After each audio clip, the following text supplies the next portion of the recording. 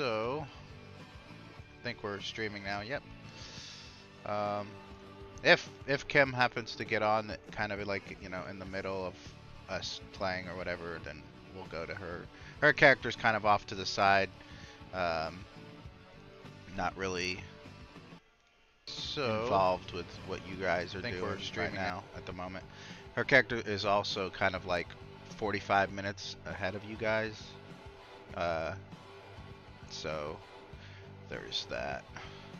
But I'm gonna post a link to the stream here, and I'm gonna also post it in general, just in case anyone wants to follow us.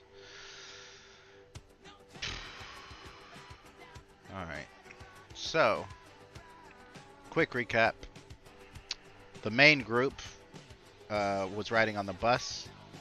I think there was 4 players that were students, 6 NPC students, 2 NPC chaperones, one of the bus drivers, plus the teacher, the science teacher.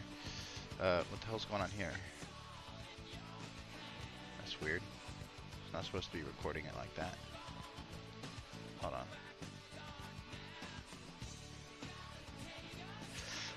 And then of course my character. Why is it doing it that way? My character is Officer Eli, resource officer. Yeah, that's display. No wonder. Roll 20. What the hell? Yeah, what the hell? Why you be this way? Okay. I think it's better. No.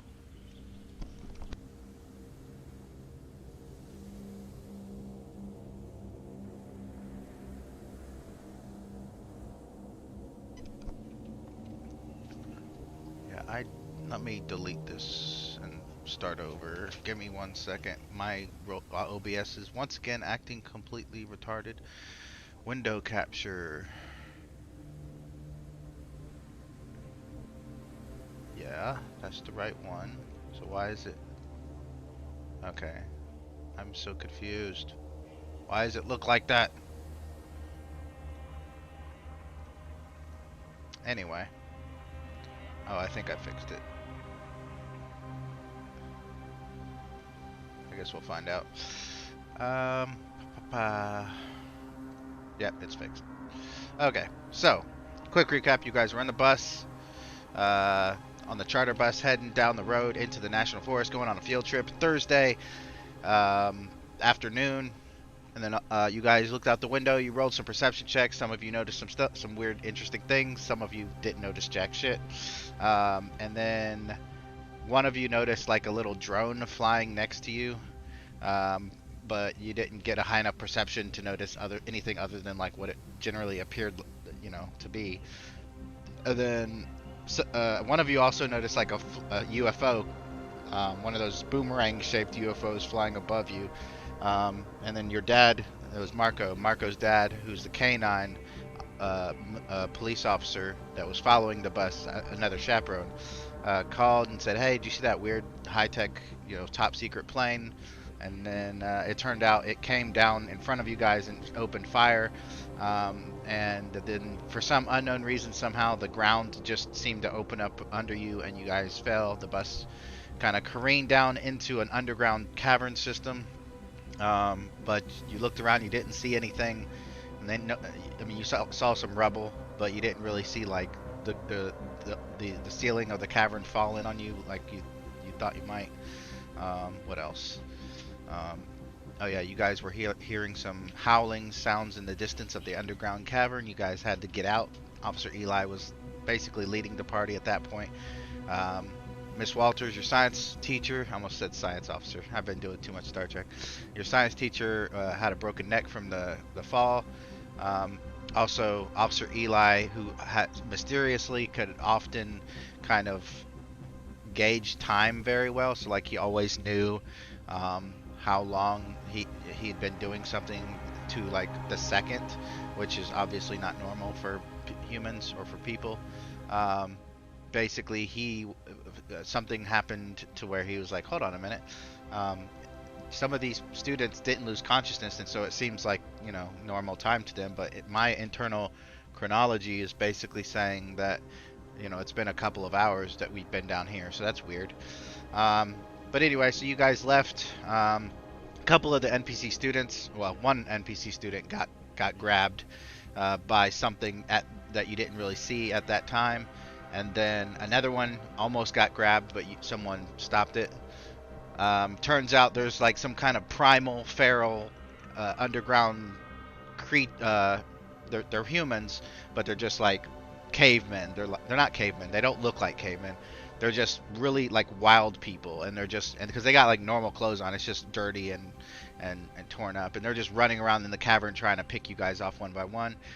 You finally managed to find your way to a larger chamber where you find a dying Andalite, the blue centaur alien, and you find another alien that you guys don't you only know as the Kelbrid, a Kelbrid scout. That's what she's called. Her name is Skava. The Andalite is called Anjin. And basically, they're like, hey, look, there's an invasion going on right now, like another one, but you guys had no idea what they meant by that. And they're like, we can give you some powers, just touch this device, and then you'll get the ability to morph into any animal. And you guys did that. And then that's when all hell broke loose and more wild people came running in and attacking. And that's where we ended with you guys. But for right now, we're going to start with Jimmy, because Jimmy is in his car. Let me just see what kind of picture he decided to go with. Oh God, the typical bully. the computer game or the video game bully. Interesting. A classic. Yep. So let's see. Let's find where we're starting, cause yeah. Oh, it's further back here. So you are, like I said, I'm just gonna say, since you kind of left up to me who your character's parents are, I'm gonna say that your mother, whose name I wrote down somewhere, Amelia. You guys are riding along in the minivan, which I'm guessing your character probably hates. But she is with you. I don't know. How do you think your character, who is essentially a bully, what is his relationship with his mom? Specifically, the fact that his mom decided she was going to be a chaperone on this field trip to the national forest. Not pleased. Like he's being distant at the moment. Okay, so does he get the? And this is just me, maybe just me kind of projecting, but does he get the impression like, man, I can't be as cool if I'm with my mom, that kind of thing? A bit. Okay. You guys are driving down this. It's a 2-lane blacktop road, but it's very narrow. So even though vehicles can come back and forth, oftentimes they got to slow down to do it. And you're driving down the road, and you're still probably 10 minutes or so from the ranger station that you guys are supposed to meet at, that you're supposed to meet the other students at. But in the distance, you can definitely see what looks to be smoke rising from the general area behind the trees of where this ranger station would be. So I'm going to have you do your first roll for this game as a more acute perception check. So just pull open your character sheet. And generally speaking, unless there's a specific reason not to, perception checks are going to be insight and security. So just click on those, and then let's see, and your focuses, neither one of those are going to apply, so just click on no. And then go ahead and hit the com badge symbol next to task roll after you do that. And then hit the yeah, hit the no and the focus used. Generally speaking, I mean, in Star Trek you have like 6 or 7 focuses, so generally speaking in that game people just use focus, keep it on yes all the time. But in this one you guys only got 2 focuses. So yeah, go ahead and hit that badge where it says task roll. Task roll. Sit on 2. Should be on 1. No, it should be on 2 because you always have 2d20. You can go up. Okay. You can get more dice by spending momentum, or if you're assisting, you use 1 dice, but that's only with assisting. All right. Tagging insight and security, then clicking task roll. Yep. Right. Nice. So for right now, until you get with the group, I'm going to let you keep your own momentum. So also on your character sheet, you'll scroll down to kind of where the middle is, and you'll see these circular circular things next to determination, threat, and momentum. Go ahead and click the first one next to momentum to indicate that you have 1 momentum now. So as you're looking out, you see a strange. At first, it just looks like a drone. It's just actually, let me move. Where is there it is.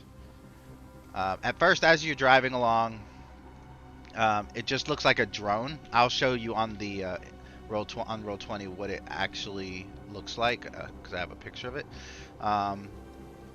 But it looks shaped like a bird. Let's see, where is ships? Probably. Yeah, there it is. So that's what it looks like, generally speaking. I'll make it a little bit bigger, but it's clearly metal. So and the shape of it is like 2 or 3 feet wide, the wingspan. So your first thought, obviously, okay, that's a freaking drone or something like that. Your mom doesn't seem to notice. So the other thing that we can do with momentum is you can spend 1 to obtain information. So if you have a specific question in mind that you want to ask the GM, you spend that 1 momentum, and then I have to tell you the truth, basically, of the answer to that question. Keep in mind, though, if it's something super vague, like, is there anything interesting about this drone, then I'm not going to just give you all the interesting things about it.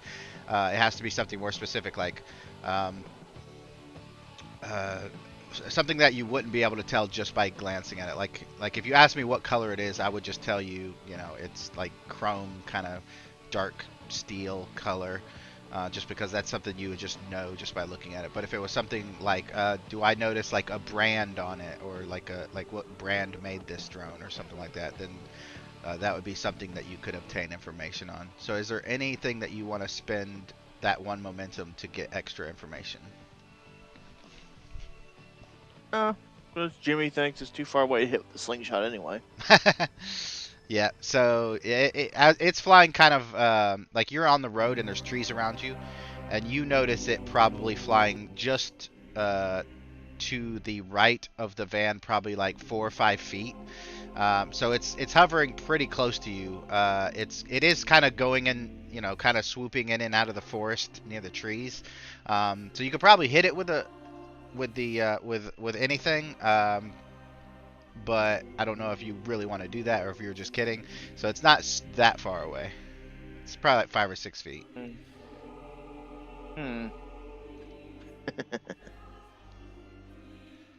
What kind of, if for that would be some kind of Yeah, it would be a control and security if you actually want to try to attack it with a long range. Yeah, sure. Okay. So you actually carry a one of those things, a slingshot, with you? Jimmy does? Yeah. Okay. What are you using as the ammunition? Just a rock that you're carrying with you, or like a coin or something? BBs. BBs? Okay. All bearings. Yes. All right. So always yeah. Carries a pocket. He always carries them they're in the handle, so it's a bit more techy than what he's got. Okay. So yeah, click on control and then click on security, and then now are you trying to actually attack it, like destroy it, or are you trying to just be mean to it and see what happens, or like what is your goal Trying here? to see what happens. All right. I'm going to let you use a focus in this case. I'm going to say that you can use the focus of intimidation. And basically what this is going to do is anything that you roll that's under 4, 1 through 4 is all going to be 2 successes. And you are going to need 2 successes to hit it. If you get any more successes, you can use it to, like, the momentum to then cause more damage to it. All right. plink it.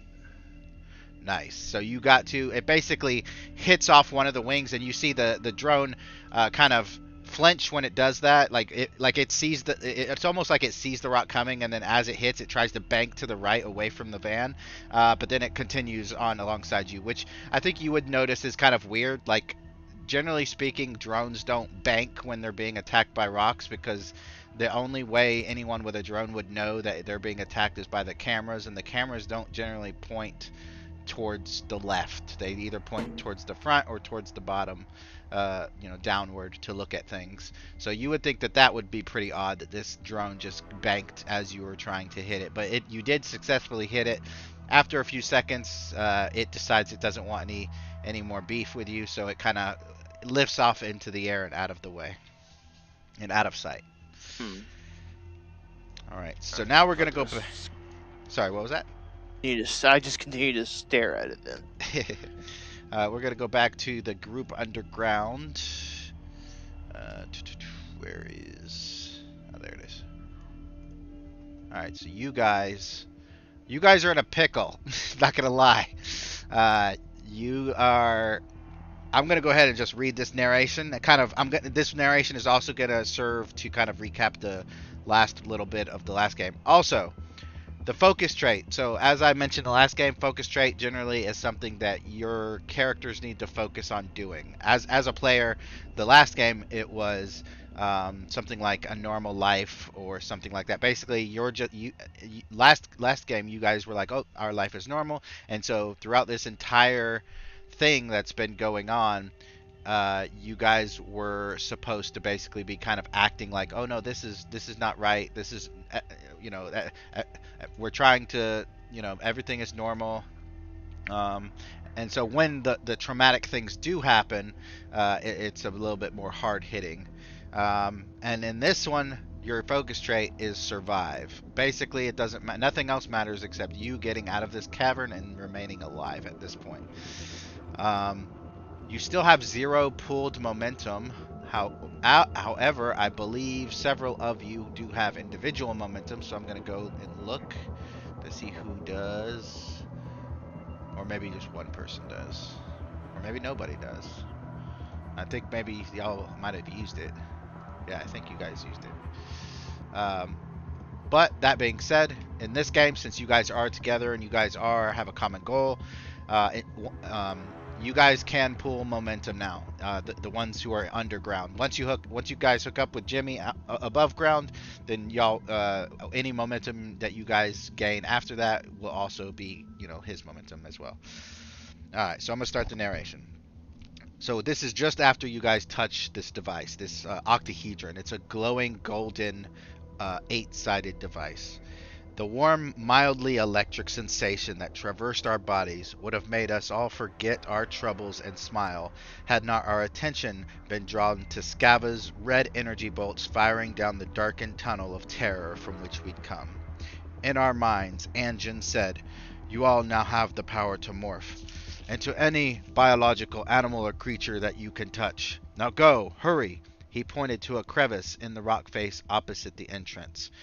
His only 15 inches wide. "Through there!" All the commotion sparked life into a half-dozen big brown bats that had been hibernating in the 15-inch crevice in the rock face opposite the entrance to the cavern. The bats flapped their wings frantically, flying to and fro, looking for the easiest exit out of the noisy chamber.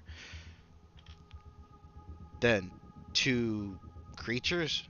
No, they were human, right? They had to be human. 2 feral, primal humans, clothed in ragged, old, filthy trousers and torn-up sneakers, got past Scava's defense of crimson beams and pounced upon her like wild animals. 2 more cavemen charged past them and tackled the injured Bob to the ground. Bob being the bus driver, Dan's father, and Dan, the player of Dan, hasn't showed up, so Bob is just a chaperone bus driver NPC at this point. So I'm just gonna let you guys decide. Actually, you know what? This is gonna be a roll because it may actually matter who goes first. So I need everybody to just roll a d6. Everyone who's underground: Nostra, Mac, and Tali. roll a d6. I'm also going to roll a d6 for mine. And whoever gets the highest one is going to be able to go for, or yeah, the highest one will go I got a first. 4. All right, and Mac, you got a 6. So Mac, what is Alex's action at this point?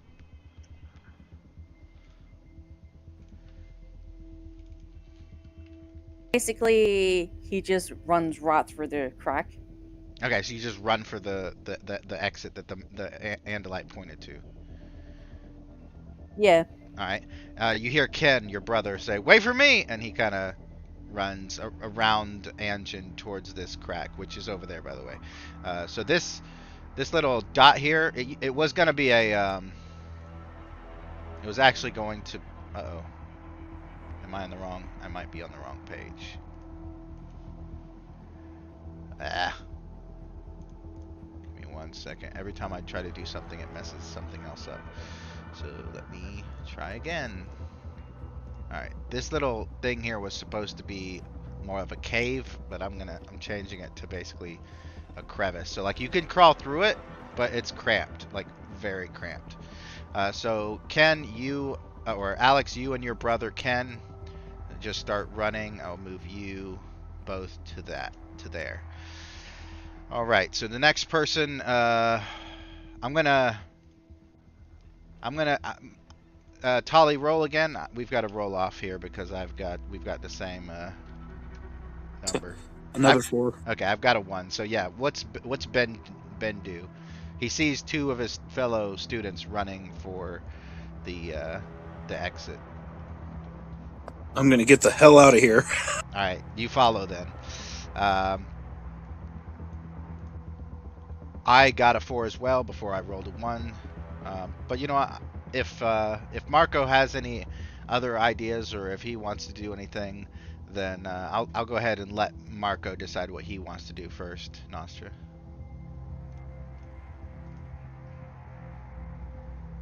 Well, first of all, we're surrounded by feral people, right? They're trying to kill us, right? Yep. There is no possible other alternative way of getting out aside from that crevice, correct? Correct. Is there a rock right nearby? There's several loose rocks. The largest one being probably about the size of a table. The smallest one being, pebbles. So anything in between. Any stalactites that's hanging above them? Yeah, probably. I would say so. So, in my attempts to retreat, I think I would like to try and yeet a rock as hard as I possibly can to actually try to disturb the ceiling, to try to slow down these feral people as much as possible, because there's also literally everyone else, right? Yep. So you want to... I want to try and cause a collapse to try and get these things to slow down. Okay. And just so you know, if you do that, it will also collapse on Skava, the alien ally. Is that your intention? Never mind. No, that's not my intention. Okay. I just wanted to make sure you knew that. I was meaning more like around here. Okay. Sort of. So you're gonna grab a rock and throw it up to the stalactites to have them kind of fall, right? Yeah, just to slow them down, not to kill them, just slow them down. Okay. Yeah, make a... Just to get some stalactites, all the while I'm retreating. Yeah, let me pull up in your character sheet. I'm being strategic here. Yep. I think. I hope I'm being strategic here. It's probably going to be a control, and I'll let you decide security or engineering. Either one would work. Engineering. Okay, I figured. All right, you cannot use a focus, unfortunately. Ooh, nice. So the difficulty was going to be 3 because that's not an easy thing to do, what you're doing. But you do manage to just take like a big, like, I would say a softball-sized rock, and you see like a really thin, maybe not super thin, maybe probably like 3 inches wide. You see that just hanging there above them, and you're like, you know what? If that thing falls right, it could do some damage. So you hurl it, and it just smashes into the middle of it, and that plus like 2 or 3 other stalactites come falling down, and a couple of them a couple of the feral people take him to the shoulder, the head, and they're like screaming and howling in pain. Um, And I make my exit. and then you head. Okay, so I'm gonna just go ahead and tell you what my character's gonna do because I'm sure I've mentioned this before, but because I'm the GM, but also I want to play, and I also have a character who's going to be basically the leader. There are some things that I'm gonna do that may seem meta, but I basically gave my character kind of like a reason for him to have meta knowledge a little bit. So he's just gonna try to, like, there's like half a dozen bats running around. He's just gonna grab one, and as John, who also touched the device, is about to follow you guys, I'm gonna just like grab him and Debbie and Deb both, since they're both morph capable at this point, and I'm just gonna like touch this, and I'm gonna hold on to the bat, and the bat is going now. I've got to actually roll for this because if I don't hold on to the bat, it's just gonna escape. So let's see, control. I think. Oh my God, my daring can't be a 7. I'm a freaking cop. Oh, I haven't filled that part out. I was gonna say I haven't filled that part out yet. Okay, so it's gonna be a control and security. Nah, I don't think security would work in this case. I think it's going to be something more like... Actually, where is my character sheet? Let me pull up my notes, my notebook. Because I didn't write all my stats down on the Roll20 because I wasn't sure if I was going to need them. Let's see what my... Because it's probably going to be something like science or medicine because basically I'm animal handling at the moment. My control's 11, great. Ooh, both science and medicine are 1. Oh well, let's actually I could make an argument for con, which is 3, because I'm trying to jump up and actually catch them as they're flying. But I don't really know. The problem with that is I don't know how bats fly. I mean, I do, but my character probably doesn't. So I'll just go with science. Actually, no, I'll go with medicine and see what happens. I don't have any... Let me go to my... Whoops, wrong one. Are you insane? I You're haven't... gonna break their... You're going to break their wings. Man. I don't need their wings right now. I don't have anything to get more momentum, so that sucks. Oh well. Here we go. Ooh. Let's see. Acquire is difficulty 2 to catch a bat. So yeah, it just kind of flutters out of my hand as I try to grab it. And I'm like, damn it! And I tell the other and this is, by the way, as you guys are trying to push your way through this crevice, I'm turning to the others, and I'm like, the other two, and I'm like, we've got to catch a bat. So I'm gonna have an NPC assist me. It's gonna be John. I don't know what his.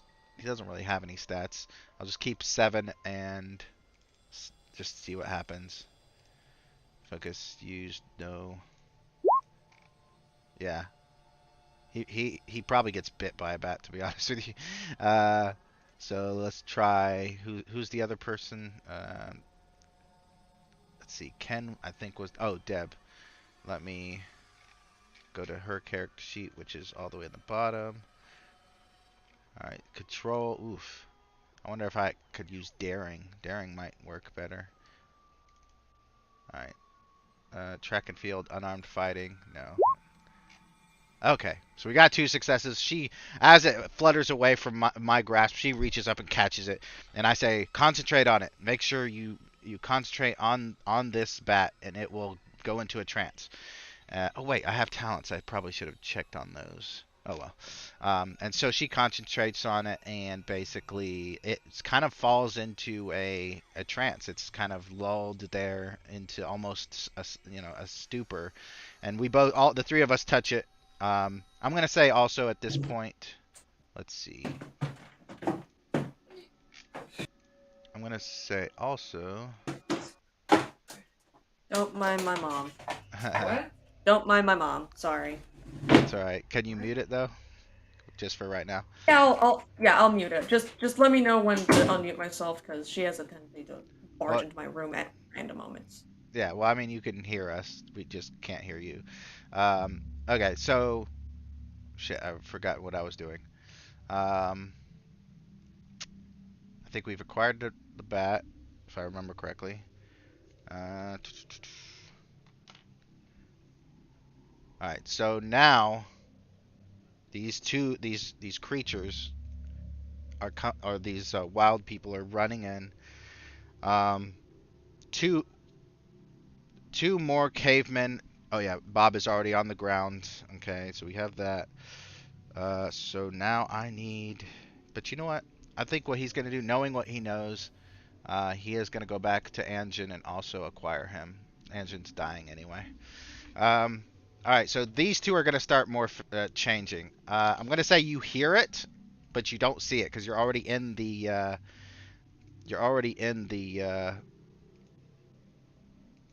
crevice, kind of, and it's really hard to kind of turn around and see anything. So you do hear what sounds like um, crunching, people groaning, uh, body parts stretching, organs rearranging, um, someone shrinking. You don't actually see it, but you definitely can hear it.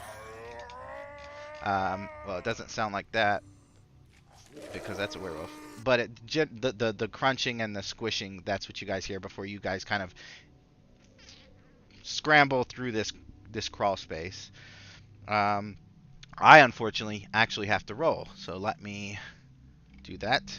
It is going to be control. This is a flight thing, so it's con, and the difficulty for this particular animal, he's going to concentrate. It is 2. I don't have any momentum. Do I give threat to me, who is also the GM? I don't even know.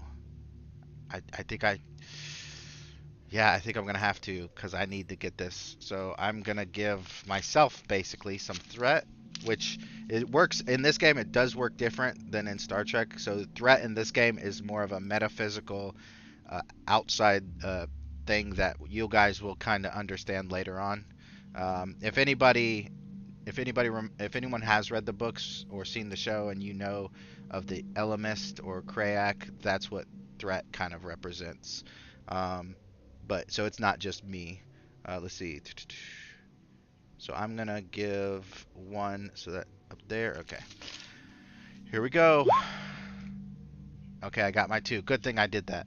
So yeah, you hear myself in the background, and you even hear Cora, who's trying to get through, and Franklin. They're both they both scream as they see me doing this change. Of course, you don't see it, but the funny part is, as you guys are scrambling up, because this crevice, this crawl space does go up, and you're able to grab onto the rock and the handholds and everything, and pull yourself up.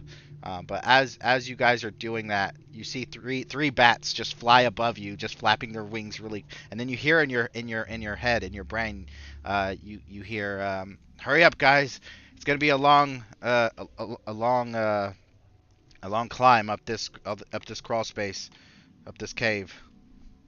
How do y'all react to hearing my voice? It's Eli's voice, but it's in the manner that Anjin, the Andalite, had spoken to you with thoughts, with telepathy, basically, in your head. How do y'all react to that? We'll start with Tali. How does Ben react to that? I would look around and be like, "What the hell? Where are you?" You hear in your head again. You hear my voice, Eli's voice, and he says, "I'm the bat. I'm above you. I'll get to the exit before you, but just keep crawling, keep climbing. We'll be waiting for you." I'll do my best. All right, Mac. How does Alex react to hearing Eli's voice in his head?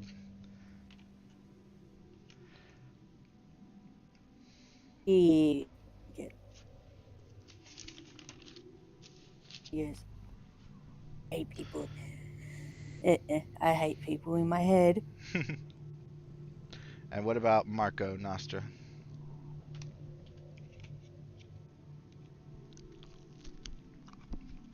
Are you sure that's you? Because if it really was, wouldn't you have died from the severe alterations to the DNA? Insert technobabble. Insert biological babble. You just hear a response. He goes, "Don't worry about that now. We can talk about it later. Come on. I can see a dim light up ahead. I think that's the exit. Let's go." As he quietly pet his whites. um, What the? What? oh, I did forget this one thing. You heard that, right? Heard what? No, I'm talking to the Yes. others. Oh, okay. Yes. Yes, I did. Yeah. So, alright, looks like I can instantly cross out the plausibility of auditory hallucinations in certain situations of stress then. Alright, I just wanted to ask.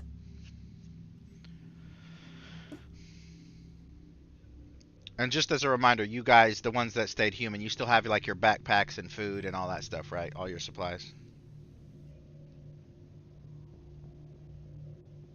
Yeah.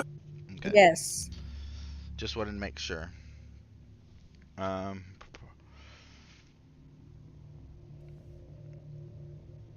because apparently, yeah, okay.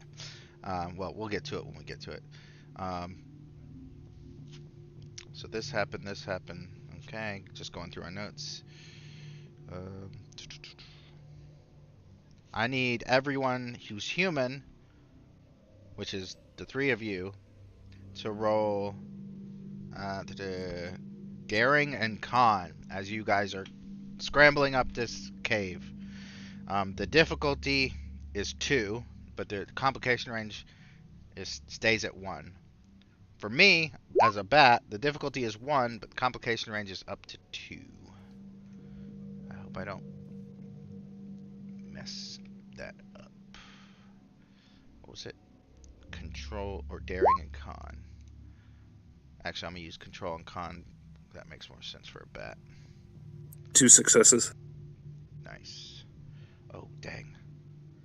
Yeah, I'm going to give myself a threat again. Oh, yeah. Alright. So, Ben gets up. Both, behind you, Ben, you hear Marco and Nostra, or not Nostra, Marco and Alex start skidding back down, like they lost their hand holder, their foothold, and they begin sliding back. Do you reach back to help them? Yeah. Okay. Can I use one of my always watching? Would that be applicable here? No. This, you mean constantly watching? Yeah. No, I don't. This. Well, hold on. Let me look at the actual. Because I think it's supposed to be for danger, like to you. But if it's worded right, then we can make that exception. You know, based on whatever. Where is it? You know, make the exception. You know, at that time, whenever it comes up.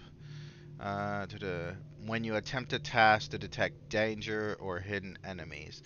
No, because you've already detected the danger, so that's already done. But to help them, you're gonna need to roll either. I'll let you decide. Daring. Oh, actually, it's gonna be either. You know what? No, this is gonna be a pure fitness roll because you got to use your strength to kind of grab one of them to keep them from just sliding back down the crawl space. Because you're not only moving forward, you're also moving up at an angle, like a 45-degree angle. And it'll be, I'll say, fitness and Fitness. security. Yeah. Okay. You'll need 1 success to grab the nearest one. And I'm gonna just, I think the nearest one would be Alex because he was the first one through. Well, good. I got 2 successes. Nice. And you get a momentum and you grab Alex. Alex, you are stabilized. Do you want to reach back and grab Marco?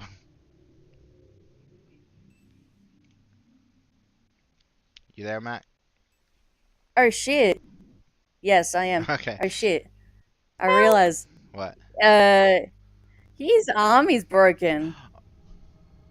Oh yeah, his arm was the bus fell on his arm, so you can't Yeah. reach back and grab Marco. So Marco, you fall backwards, but guess what? Another student is behind you, and they kind of like push you. So I'm gonna roll for another student to kind of help you up. I'm gonna say it is Cora.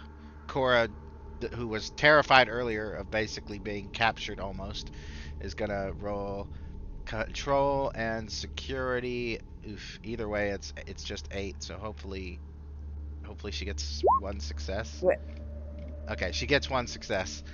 She kind of grabs Marco before he completely falls. It's like, just go, go, go. I got you. Thank you. All right, you guys continue climbing. The climb is probably 20 or 30 minutes long. Like it's grueling. The pinpoint of dim light is just that. It's a pinpoint all the way up. But Eli tells you, like, his vision's a little bit better. He's like, yeah, I could definitely see an exit. So just keep crawling, keep climbing, and I'll be there when you get there. And then you guys hear him say to himself, that was interesting. I wonder where they went. But you don't really know what he's referring to. Do you ask him, or do you just let it go?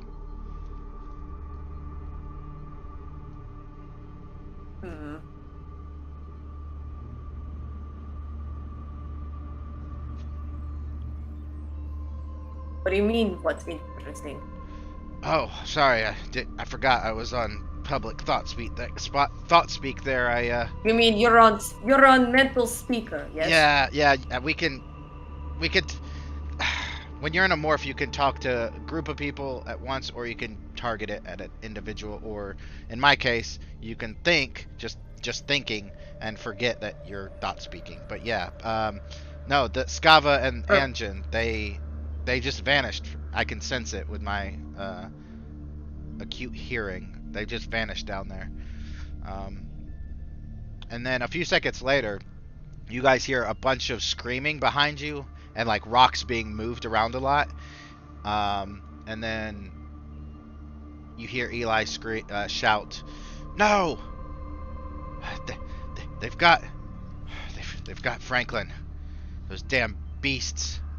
Those damn feral creatures. Keep moving. Come on."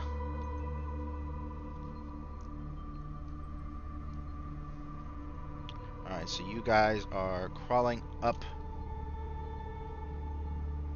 And we're gonna jump to Jimmy as you guys are reaching as you guys reach the end of that tunnel. Jimmy is still in his van.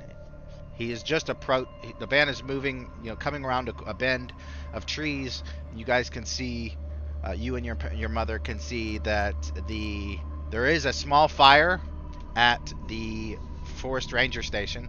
I'm gonna actually move you to show you what it looks like. Let me just move this there. There we go.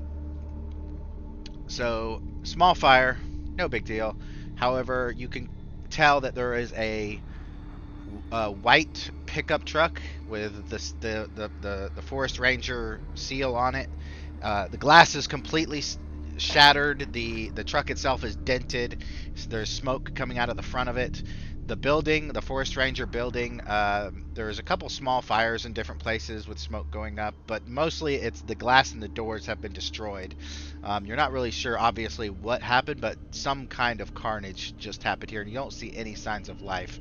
And your mom, Amelia, just puts her hand on her mouth and, oh my God, what happened?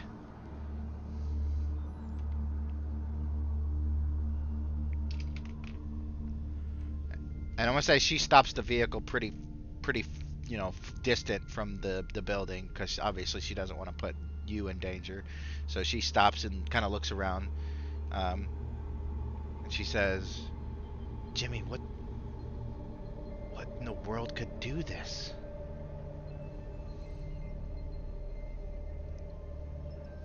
Are you there? Yeah. Just making sure. Jimmy's already swinging open the door and already approaching the station. She's like, "Wait, Jimmy!" Impulsiveness, kids these days. And she gets out of the car and kind of follows you. She's got like some mace in her pocketbook or something. Actually, you know what? Let me just go ahead and move your pictures there. There's you and Jimmy's mother, completely made with an AI art generator. She is just walking behind you. trying to catch up. She's wearing flats, but she's wearing like a long, narrow dress, so it's like still pretty hard for her to like stride completely. Um, Now, before we go any further, I actually forgot to say something. At the top of the Roll20 kind of journal thing, you'll see where it says uses for various things. So I'm gonna go ahead and once again kind of explain what these things are. Even though the other guys know what it is, I want to make sure you know what they are. So plot points are basically going to be used just mostly as like hit points, but also they can be used for things, just like to give your character a boon in something, like which I should have done earlier, honestly, when I needed some momentum. But actually, let me go through it and read it because I might not have been able to use it as momentum. So you can spend 1 plot armor point for an additional determination, but it must be used immediately. All normal rules for determination apply. You could spend 1 to accelerate the story forward or move to the next scene. So generally speaking, most of the role players that we have are fine with like scenes taking a long time as they're role playing. But if for some reason a player is like, hey, you know what? I want to get to the action. I'm gonna spend a plot point to do that. You can also spend a plot point for more time in a scene. So just like you could spend a plot point to accelerate it to the action or to the task at hand, you can also do the same for, like let's say I'm like, yep, okay, now an alien attacks, then you can be like, well, I'm spending, we're having a conversation here. I'm going to spend 1 plot point so that we can have it for like another couple of minutes at least. Especially useful during investigations if you're like looking around for something but you haven't found everything. You spend 1 plot point to take an additional task, specifically a combat action.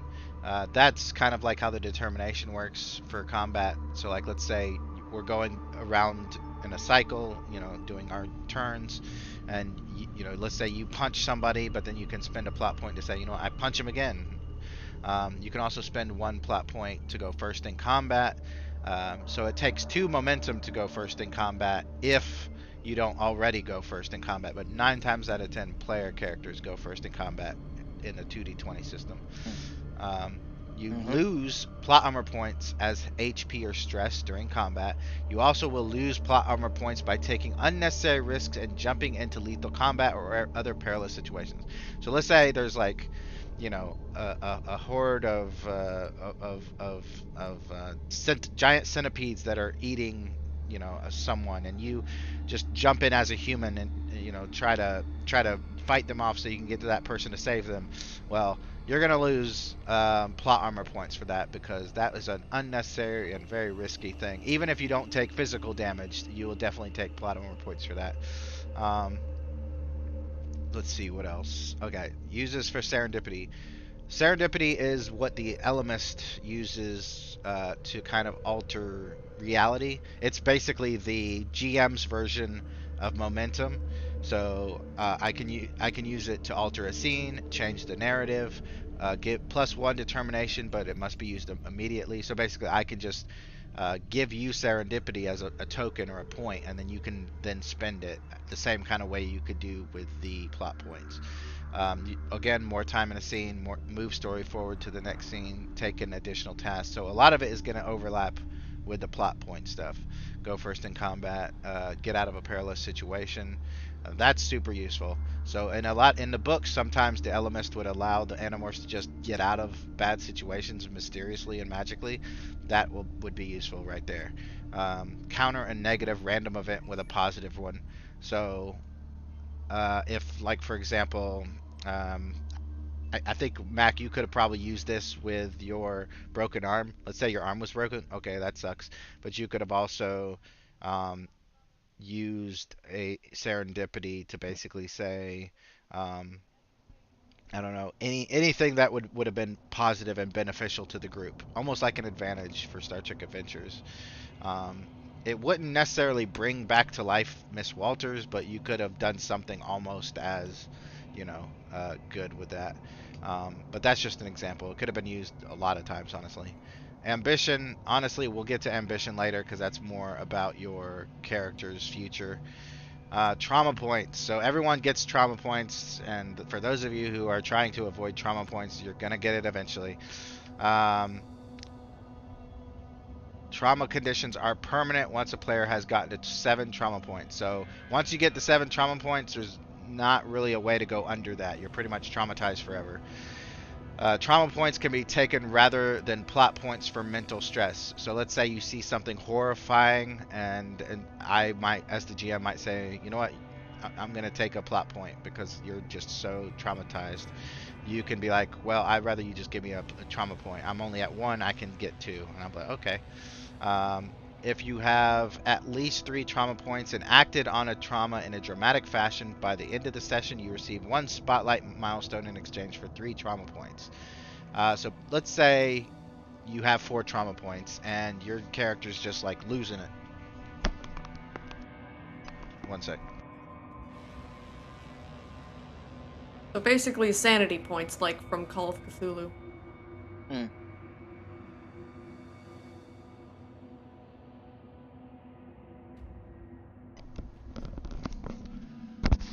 Sorry As about I that. said, so basically it's like sanity points from Call of Cthulhu. Yeah, yeah. So basically, let's say you got 4 trauma and you've just seen the most horrible thing ever, and your character runs away. Then I'll be like, okay, you know what? You actually ran away from a combat situation. I'm gonna give you a spotlight milestone, and then I'll just take 3 trauma points away. Prior to getting to 7 trauma points, certain GM-approved therapies are allowed once per session to reduce your trauma condition by 1. I've done sanity and trauma in Star Trek and other games before. Most players don't really do counseling and stuff like that, but if you did, that would be a way to get rid of it. Once you acquire 10 trauma condition points, your character has 3 choices: become a Nothlit, permanently remain as a single animal, abandon the fight, or go out fighting in a blaze of glory. And that's pretty much it. The only way to avoid dying or retreating from combat is to become a Nothlit and adopt that playbook permanently. So if you're a bat and you have 10 trauma points, you can either die, run away permanently, and then basically make a new character, or become a bat forever. If done so, the player removes 3 trauma condition points, bringing the Nothlit player character's trauma points down to 7. So basically, you will never probably go under 7. As the next one says, the Nothlit now has a permanent trauma condition of 7 and may only engage in activities native to the species he or she is trapped in. So as a bird, you can only do recon and occasionally assist the battle morphs. Bugs can only engage in stealth. Aquatic animals can only swim in water, obviously. Battle morphs can only do battle, etc. If the Nothlit engages in activities that another morph would normally do, the Nothlit player receives a point of trauma. So let's say you're a Nothlit, you're a permanent bat forever, you have 7 trauma points, and you decide, you know what, there's this guy that's got my friend on the ground, he's beating him, I'm going to go over and flap in his face with my wings and see if I can attack him. Then you get a trauma point from that. The reason is because as a bat, once you become a bat permanently, you start to actually take on the mental effects of the bat. You start acting like a bat. Once the Nothlit gets to 10 trauma points again, he or she can only go out in a blaze of glory or flee from combat permanently, as they are too traumatized to be around any form of conflict anymore. At this point, if the Nothlit has permanently abandoned the war, the Nothlit may spend 5 trauma points to receive an arc milestone, which is the highest milestone, but could still never be played again, and that player must create a new character. So yeah, I know this is a lot, but it will get explained over the course of the game as we go on more, better as we're using it and as we're doing it. So, yeah, you approach slowly, I assume, unless you want to run into a building that looks like it's on its last legs. Yeah, you approach the building. Kind of a quick moving. Okay. Your mom, Amelia's like, Jimmy, slow down, damn it! I can't keep up in this damn dress. Why did I even wear a dress in the forest to begin with? I don't get it. Anyway, come on. And you guys get to like the front door, and you obviously to the right of you, you can see like, well, actually we'll say to the left because you can't really see a whole lot to the left. You see what looks to be some sort of clinic. and there's a sign that says Animal or Wildlife Refuge Hospital. But yeah, you get there and you're just like looking around. You see that. Do you want to go in one of these two buildings?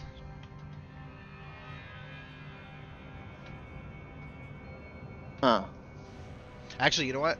Roll another insight security check, and this time, let me check your. Okay, no. Yeah, go ahead and roll insight security again, and the perception is going to be 2 this time instead of 1. So Okay. yeah, you do. I don't. Did you get another momentum earlier, or did you use it? I don't remember. I haven't used a momentum. Okay, well, if you want to use a momentum to get another dice, you can. I thought you used it to obtain information, but that's fine. No. Alright, so it's insight and what? Security. Yes, insight security with. And if you want to use that momentum to get it, because the difficulty's 2, so you have to get 2 successes with 2 dice. Alright. You can't use a focus though, so you'll have to click on no. There's no focus in this case that applies. Let's see. 2/2 with as it is. Well, no, the complication range remains 1. That just is the so if you land on a 20, that's a complication. It's a critical fail. The complication range just increases the critical fail range. So that always is, unless I specifically spend threat to increase it, that's going to stay at 1. The difficulty is 2 just means that with 2 dice that you roll, both of them need to be successes. I mean, if you're confident that you're going to get those 2, then you can roll, or you can spend that momentum you have to get an extra dice and put it up to 3. I'll go with the 2. See what happens. Okay. You take a look around. Other than the things that I've already mentioned, you don't really see a whole lot. However, you do hear seconds before you hear some kind of mechanical movement in the woods behind you, and when you turn to see who it is, this person is already like maybe 5 feet away from you. You see what looks to be a woman wearing some sort of combat power armor. She's got glistening blue eyes. Half of her face, her mouth and nose is covered with some kind of mask. Also armor. Pretty much everything that's not her eyes is covered in metal. But she just kind of stares at you and your mom. She doesn't move towards you any further. She is like 5 feet away from you, so not very far. But she just stares at you, kind of. And Amelia, your character's mom, just jumps back and shrieks, "Ah!" and steps back and says, "Oh my God!" And she kind of tries to get in front of you and says, "Get back, Jimmy. I'll protect you." Jimmy lunges. So what does Jimmy do? A tackle. You're gonna try to tackle her? Yes. All right. That is gonna be daring and security. Contested. All right. So melee rolls are contested. All right. I gotta find Scava's character sheet so I can actually. I know I have it here somewhere. Oh well, I'll just make it now. Her fitness is 11,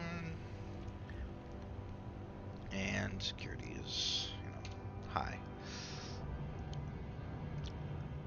So yeah, daring plus security, and then again, if you want to use that momentum to get an extra dice, you can just move the task roll up to 3, and then you'll roll 3 dice against her. Sure. This one I'll roll for 3.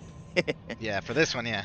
Let's see what happens. You know what? I'll spend a threat to increase hers as well. Yeah, let's see what happens. All right, you go roll first since you're the attacker. Ooh.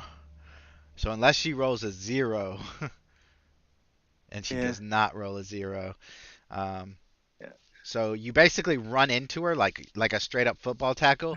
She doesn't move an inch. Like, she doesn't move at all. It's not. You don't even feel. It feels like you just tackled one of those poles that they have that just have cushion around it, but the cushion is gone. You just tackle basically a pole, and your shoulder is sore.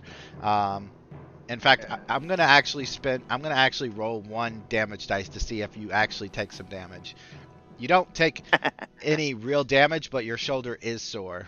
And yeah, and she just looks at you, and then she looks to your mother, kind of. You can almost see in her eyes, like, "Oh, really?" And then she looks back to you, and she looks around. It looks like she can't speak. It looks like she is trying to find a way to communicate. She looks around. She kind of sighs again, and then she opens her palm, and she projects from her palm a hologram that says, "I need your help." Yeah, what for? A second later, it I'm changes. still pushing. I'm still doing the same motion. Are you still like trying to push her? Yeah, I'm not stopping. Yeah, she doesn't Not until move. I figure out what's going on. She's not moving at all. It's like you're trying to push a pole over. But yeah, basically, she holds out her hand again a second later, and it says "alien invasion," and then a period, and then it says, "We require allies to protect Earth." All right, where? Do you finally stop trying to knock her over? It's kind of like halfway. Halfway, Like okay. awkward hug now. Your mom Like Amelia really says, awkward hug. yeah, your mom Amelia says, Jimmy, stop that. Can't you read? She's trying to get your help. Still not sure, but yeah, he's kind of like quitting. Okay. The armored woman projects another image or another word that says, "My people are here. They can look like anyone. I can give you the ability to morph into any animal to fight them. Do you accept?" Yeah, sure. A second later, the holographic words vanish and appears a golden, glowing octahedron. Basically an 8-sided dice, but with the bottom part flat. She's holding... It's not a hologram. She's actually holding it in her hand. She said, and then a hologram appears and says, "Touch one side of this device." Poke it. Okay. You feel a sensation of utter glee and like almost a tingly sensation run throughout your whole body. If you weren't trying to just now tackle an alien, you probably would feel very great. But then It's happiness. Jimmy's not too happy with happy. then the device, you could see it dematerialize back into her gauntlet, and then a holographic word appears again that says "goodbye," and then her body dematerializes in front of you. And if you're still trying to It's tackle her, almost a you little fall to the ground. Well, he was still close enough that he does lose his balance a little bit. Okay, roll. You know what? This will be interesting. Roll. We'll say control and con to see if you can keep your balance. Actually, make it make it insight. Actually, you know what? The balance part isn't important. Just roll a d20. So /R and then space and then 1d20 on the roll 20, or you can roll a real life dice, is fine. Alright, so that's a 2. Ooh, that's interesting. Oopsie. Nah, that's good. The lower the better in this game. So I am going, Okay. so as you're lying, crouching, hunched over forward, you look down and you see just crawling around on, like an inch from your finger. In fact, it looks like it's about to crawl over your finger. Where is it? I had a freaking list of animals and bugs and shit. Let me guess. It's probably in another notebook. Yeah, I think it's in another notebook. You said 2, so... Ooh. a mosquito has just landed. And strangely enough, as it lands on your finger, it just sits there for a while. It doesn't move. Yeah. Do you kill it? It doesn't even try to bite you. Like, isn't it even... Yeah, I'm just like, was it? I just stare at it, because something feels weird. Alright, roll a... Let's see. Roll daring and engineering or con. Either one is fine. Because this is flying, but also a bug. And we'll see if you accidentally start to turn into a mosquito. Like, daring Kong test roll 2. Yep. He literally turned into a mosquito. Funny shit I've ever seen. Ooh, yes, I was hoping for a complication. So as you're staring at this mosquito that's on your hand, two bug legs pop out of your stomach, pierce your clothes, and just hang there in front of you like extra arms. And your mom screams and runs. Like, she doesn't even give a shit. She runs. She's done. Oh. Thanks. Alright, so I'm going to add the mosquito morph to your character sheet. Woo!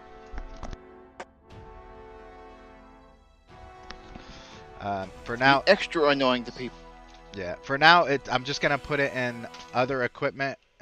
We will figure out, like, stats and stuff later. And we'll deal with you chasing after your mom in a minute as well. I do, unfortunately, have to go do something for 10 minutes, so we'll take a quick 10-minute break, and then I'll be back. But yeah, I'll be back in 10 minutes.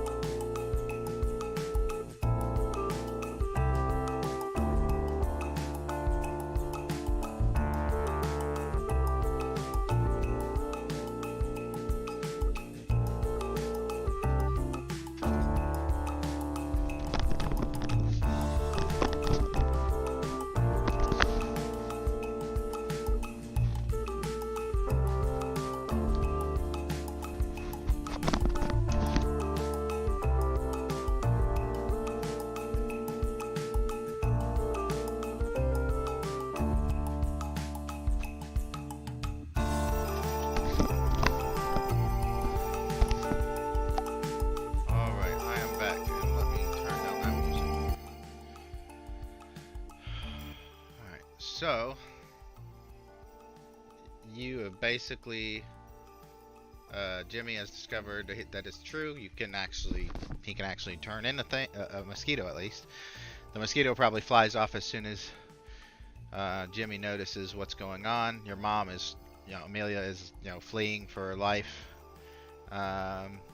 We will come back to you in just a moment. Let's see. Yeah, go with this one. The rest of you, Marco, Alex, Ben, and others, you guys finally, after like 30 to 45 minutes of crawling and climbing, and then becoming so exhausted you just fall down, you finally manage to get your way to another cavern. However, strangely enough, uh, by the time you get there, myself, where is it? Eli, there we go, and the other two morph capable NPCs, Ken went running, John, and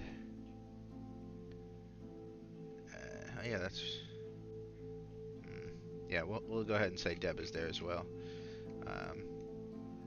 The three of us are waiting in our human form. You guys get there. Marco, Alex, Ben. Fassy is with you behind. Whoop, that's wrong. That's not Fassy. Cora is still with you, as well as Fassy and Ken.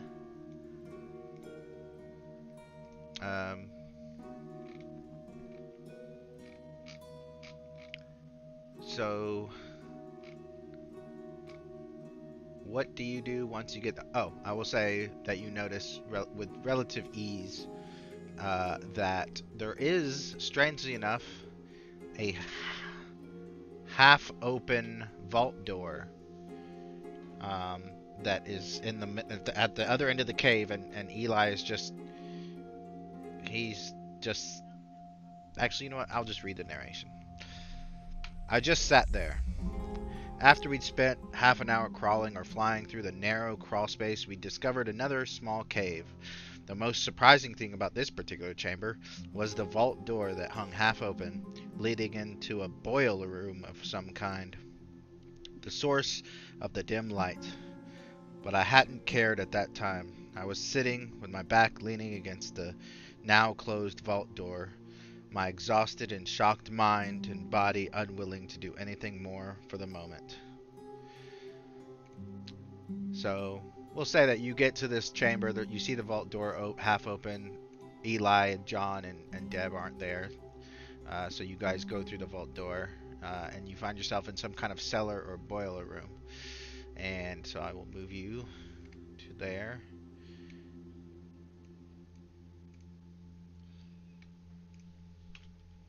For now. So what do you guys want to do? We'll start with Alex. Mac, what does Alex want to do at this point? You're in some kind of underground cellar. Oh. And Has anyone checked upstairs? not yet. Do you ask that, or move you I guys? do ask that. Okay.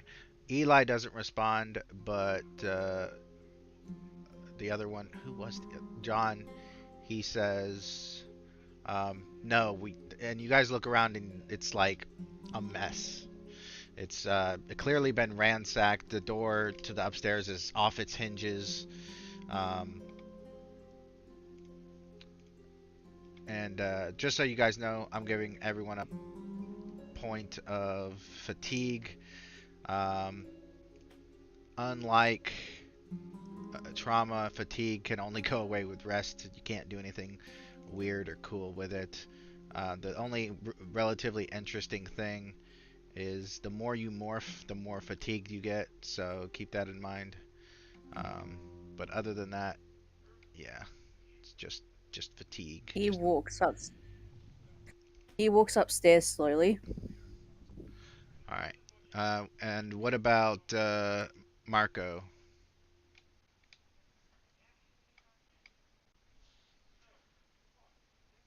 Well, most likely, definitely investigate the area, of course. Investigate the what? Investigate this area that we're Oh, in. okay. Sorry. Like a way out, if there's potential,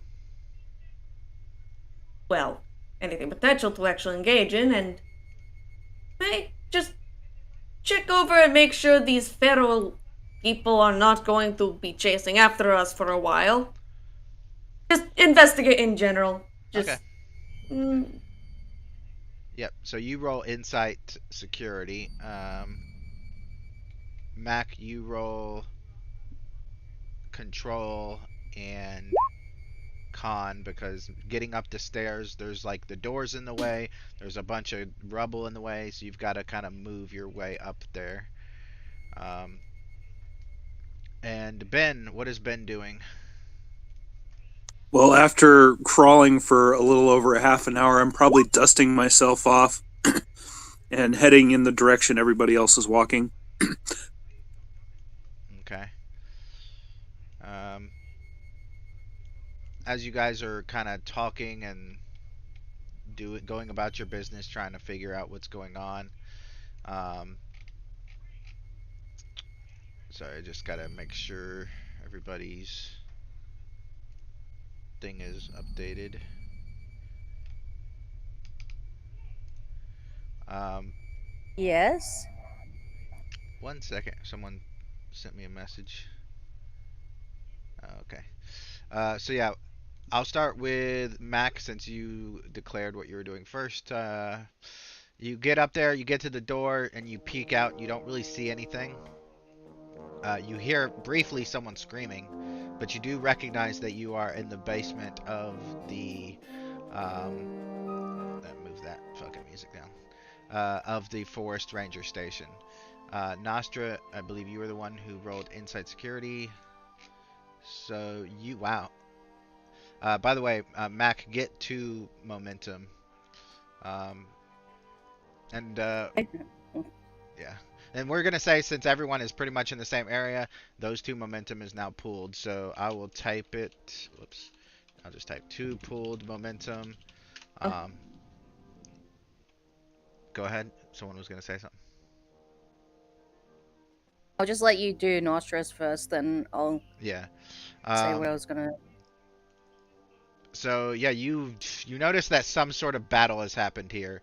You can see just a whole lot of broken bits. You see what looks to be energy blasts on the walls. Some kind of fight happened here within the last couple of hours. Um,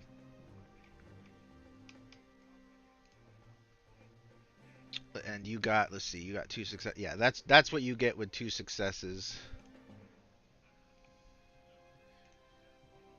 Definitely some. So in fact, actually, you know what? Hold on. Da-da-da.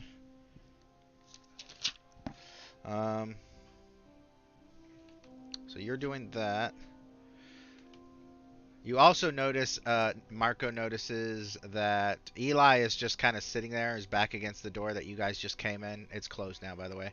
And he's just staring, and he hasn't moved for like 5 or 10 minutes. I believe I already mentioned the door at the top of the stairs is smashed off its hinges. Yeah. Okay. You also see both Marco and Alex, as Alex is going up the stairs. There is a squirrel just kind of sitting there eating a nut or some kind of acorn, and it tosses aside and runs down the steps past you. But that's what you guys see at the moment. Oh, and Nostra, Marco also hears like mice, but they're like inside the walls. Can't really get to them at the moment. But that's what you guys see in the immediate vicinity. Yeah. So, Alex points out that we're in the Rangers, building station, and he goes upstairs to see who's screaming. Okay. Um. Eli. Well, actually, you know, I'll just continue my narration. Once my fatigue and shock began to ebb and fade, I stood up shakily. Oh, I mean, why is everything so loud all of a sudden? I said, we need to get up to the animal clinic and acquire some combat morphs. Remember, don't stay on any morph for more than 2.5 hours, or you'll be stuck that way forever. Wait. You know a lot more. You just. For someone who's been working with my father, you know weirdly more about all of this than everything else. It does not add up. He kind of rubs his forehead, but he go on. He'll wait for you to finish. We'll go along with this, so long as you give us answers, alright? Pожалуйста. He says, look, I didn't want any of this. I knew about alien invasion years ago. It took its toll on me. I had that Andalite engine back there. I knew him. I had him remove my memory of it. But he restored it, probably because the invasion's becoming worse. He wants me to help you guys fight it. But I don't know if I want to do that. All I know is we need to get out of this situation. And we need to make sure. He looks around at you, realizing what he's saying. He says, we need to make sure that we kill anybody that sees us, because if we don't, they're gonna figure out who we are and go after our families. We can't let anybody escape alive. As he says that, the other John walks up and holds a band. It's like a small metal band that he pulls off his wrist. He says, Officer Eli, as you were in a hurry to get out, Skava handed me this. When I put it on, I was able to... And everyone will also notice that Eli is only wearing, at this point in time, a white t-shirt and basically like black shorts, like standard police issue shorts.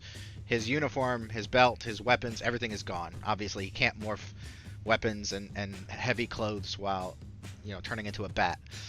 But John says, Anjan...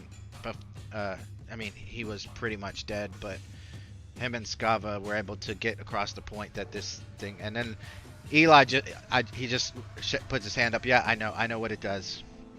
It's a zipocyte. Let me make sure I'm saying that word right, since I'm the one that invented it. Yeah, it's a zipocyte band. It allows you to carry things while you're in morph, and he without even really realizing it, he kind of taps it a couple times and it creates a duplicate, and he hands one back to John and then puts it on his wrist like he's done it before. Then he sighs. He says, again, I'm sorry.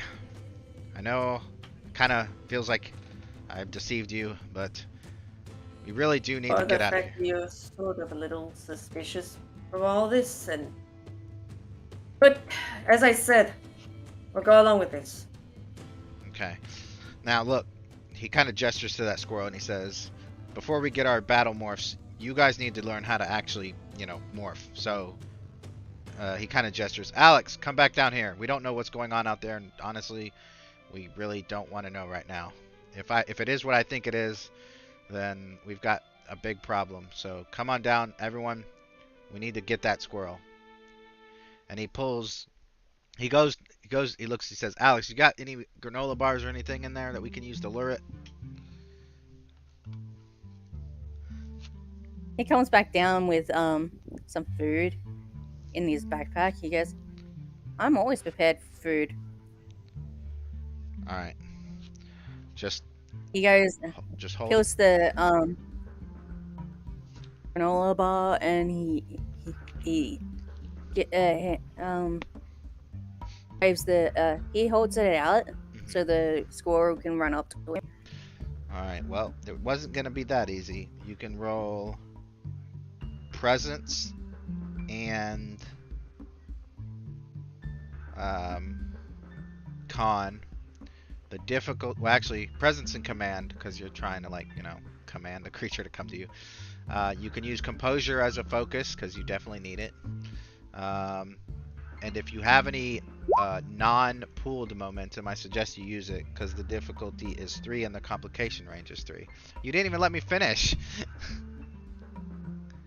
But you got a good roll. Alright, so yeah, you rolled 3. It comes to you and it starts nibbling. It just starts nibbling. Do you reach out and touch it? Do you reach out and pet it? Yep. Alright. As soon as you touch its bristly bristly fur, the squirrel kind of just stops moving for a second, and then its eyes kind of drift closed, and then it just kind of lays there lazily with like half a granola piece in its mouth, and you kind of feel like a tingling in your own fingertips, and then Eli walks over with, you know, Kenneth and John, and he also touches it. Does Marco and Ben touch the squirrel? Yeah. Okay, so everybody's acquiring the squirrel. So is this squirrel dead or alive? Oh, it's still alive. Hey, wait. Okay, good. I got a question. Mm-hmm. Do you remember what I had, like, in the first session? As far as what? You know, like if I had anything that I was having with me or something like that? I mean, I assume like just basic stuff. Like nobody was told, like, okay, so this field trip is just, you know, you go to the forest ranger station and experience nature and look at the animals and then go home the next day basically. So you didn't have to bring anything. So if you didn't want to bring anything, you didn't have to. But Max specifically said that his character brought food in a backpack. So Yeah, I specifically said that because Alex and your character would know he likes munching on things. Yeah, and I think I might have smuggled my snake. I mean, just so you know, That was a joke. Yeah, I was gonna say you can acquire it later. Like you don't need to. I know. Also, I know. That it was a joke. Yeah, that's fine. But also the you know, the being in danger, you don't want to put your pets in danger if you can help it. But yeah, I get it was a joke. So yeah, so everybody has. Actually, I need to put on mine. Squirrel. And big brown bat. All right. So you now, so as soon as you let go of the squirrel, it just grabs the food and runs back up the stairs. I'm glad. All right, Eli says. All you have to do is concentrate on the squirrel. Think about becoming the squirrel. Now, before you go crazy and start turning into a squirrel, you're gonna have to wrestle with the squirrel's mind to actually control the squirrel body. It's gonna be like two brains fighting for control. So you need to be prepared. This isn't gonna be easy.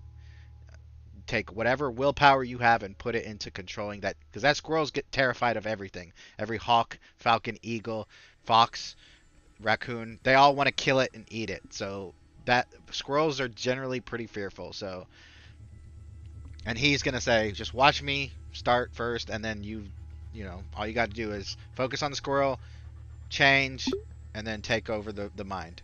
And I am now going to roll for Eli, and I'm gonna kind of run you guys through the morphing process in the game.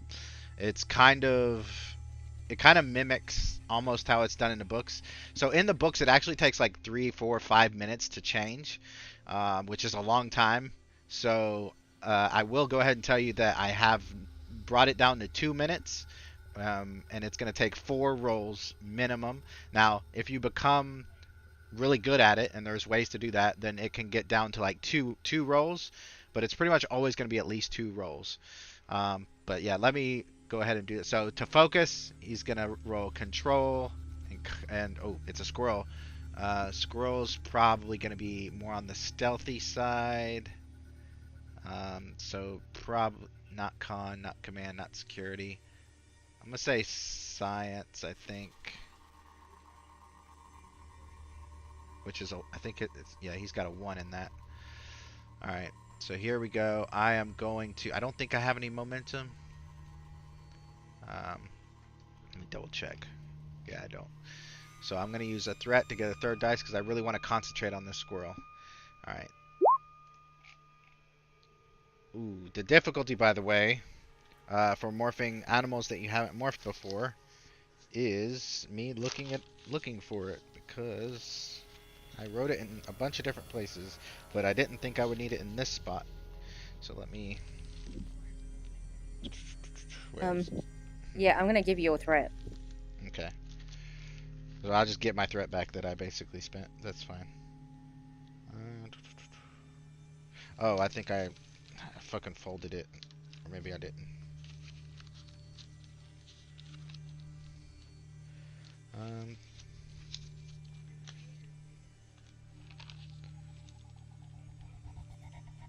Okay, so it's gonna be a difficulty 2 for the very first time. The complication range is going to increase to 3 because if you lose concentration, you might just revert back to being human. So that's what the complication will be. Alright, so did I roll yet? Control science. Oh yeah. Yeah. Yeah, so basically I Yeah. revert, I fail at even concentrating. So I go back to being, I just don't even change at all. And then I kind of just stretch out a little bit and then crack my fingers. Okay. Alright, that was just practice. Okay, now I really gotta concentrate. So I'm gonna spend another threat, put threat down a bit, figure out where we're at. Okay.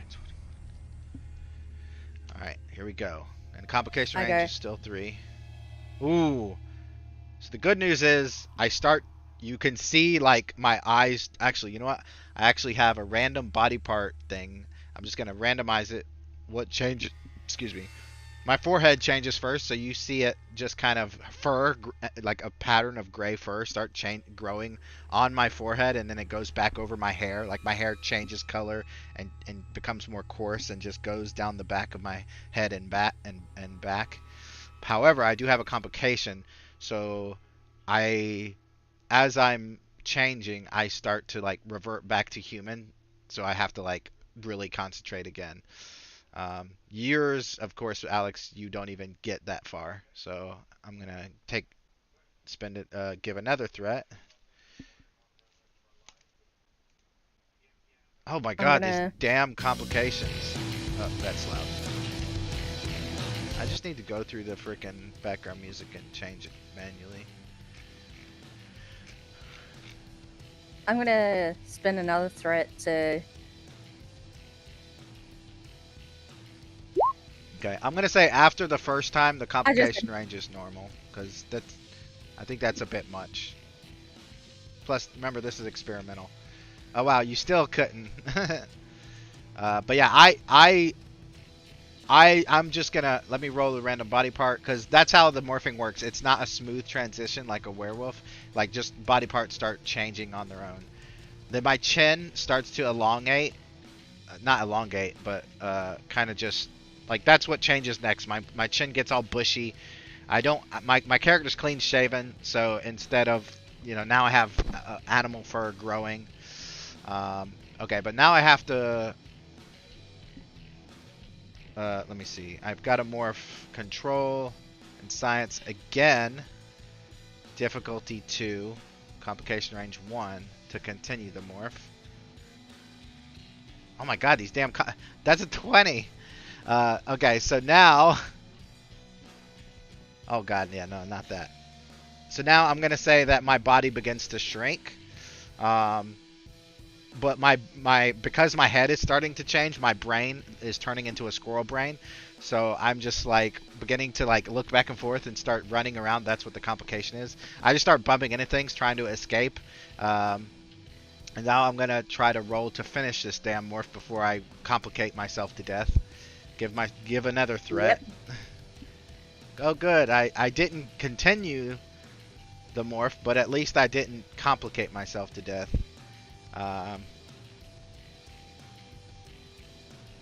Alright, so giving another threat. Okay, finally. And I get a momentum. So finally, I shrink down. A big bushy tail sprouts out of my buttocks, and I completely change into, with the sound effects, by the way, being just the worst. I'm gonna actually. I quietly cover my ears. Yeah, it's Cause my god, it's loud. It's fucking loud. My character is like, I can't focus with a broken arm. yeah, that's true. So your difficulty would increase by 1, I think. Yeah. So I'm sitting here just like, ow, ow. I can't transform. Yeah. Trying to find a better. Maybe it's this wolf dog one. It sounds better. I think that's a girl though. My character's like, can I just go to a hospital already, officer? It's funny because when you say that, and my characters, I've also got a. I finished the morph, but I have to control the mind. So let me roll one more time. So I'm gonna give myself 20 or another threat. Okay, so now I give myself. So I have 2 momentum. By the way, it's pooled now, so we're at 4 momentum. I should have been using momentum. But once he gets control of the brain, he's like, oh god, calm down, little squirrel. You just see my character as a squirrel running around, and then he stops, and he looks up at you, Alex, when you say that, and he says, no, because if they have Kelbrid operatives in the hospital, they'll just kill you. Come on, we've got to... Look, once you morph, and then you morph back to yourself, your arm will be healed. So focus on morphing. He says that in your brains, by the way. You'll be able to also communicate with telepathy once you're in a morph. Alright, so control and science, everybody. Difficulty 2. If you guys want to Give me a sec. Yep. Control what now? Control and science. Got it. Or no. Sorry. So it's different for the attribute is different for each player. So for the bleeding heart, it'll be insight. Or no, it'll be presence. For the class clown, it'll be presence. Sorry, I thought you were the bleeding heart. So for the nerd, it'll be reason. Basically, whatever is the highest, that's what your morph attribute is. It'll be control for Ben, for the loner, and then science. So that should help a little bit. And it's difficulty 2 normally, but because of your pain, it's difficulty 3. So yeah, Alex, you focus successfully. Marco, you also do. And what about Ben? What kind of music is this? All right, I got a 1 and a 4. Nice. So you have 3 successes. So you guys put that in the pooled momentum. I think that's what, 5 now. Yeah, 5 momentum. And so now I'm gonna roll. Actually, yeah, I'm gonna roll to see what changes first.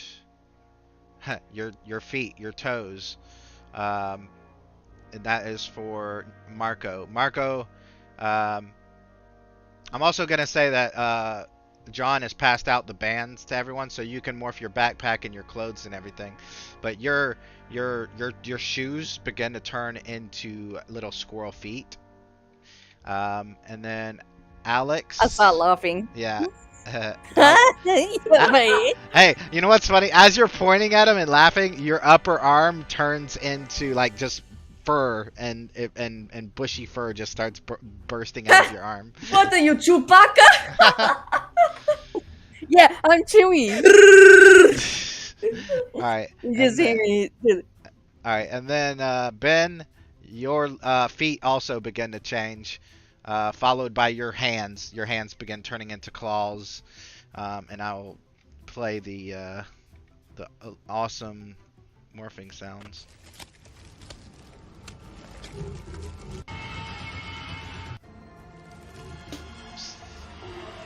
I say, at least we didn't take as long as the officer over there. Eli says, "Hey, look, it's been a while since I've done this. Okay." No, you can't say that. You just did it not too long ago, didn't he? You know what? Everybody roll whatever your attribute is plus science again. Difficulty is I'm gonna say, Alex, your difficulty is for Mac is 2 since your arm now is morphed and it's now healed. So difficulty 2. And I'm also saying. Gonna Yep. Go ahead. use a momentum. Okay. I'm using a momentum. All right. So you're back. Actually, yeah. What was that, Nostra? Using momentum. Okay. Difficulty is 2. Why'd you roll 1 dice though? Because I accidentally forgot to add in the third dice for. Yeah. All right. So. Yeah, I'll use a momentum as well.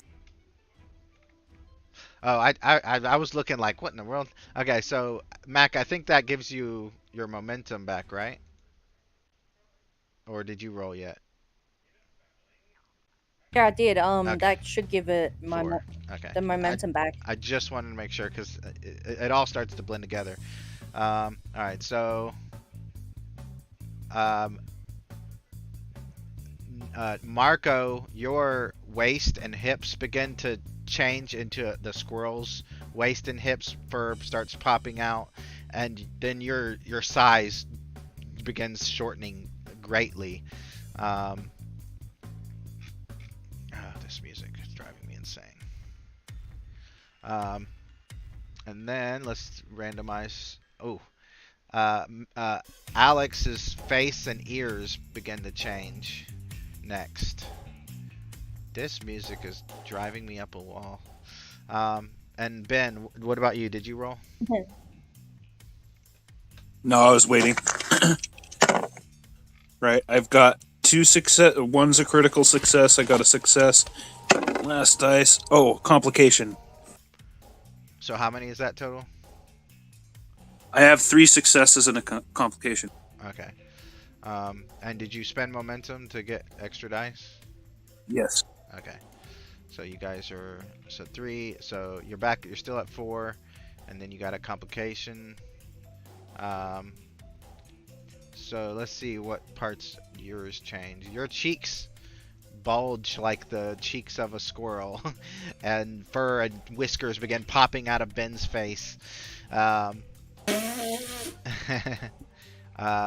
The complication. I start laughing in the squirrel. The complication is I'm gonna say your morph stops for a second. Now I'm gonna say that Alex and Marco, you guys have shrunk it down and you're now completely squirrels. I need you to roll either reason science or presence science to try to wrangle control of this brain. The squirrel is telling you to run because predators are everywhere and going to murder you. So I need you to. The difficulty is 2. I'm gonna use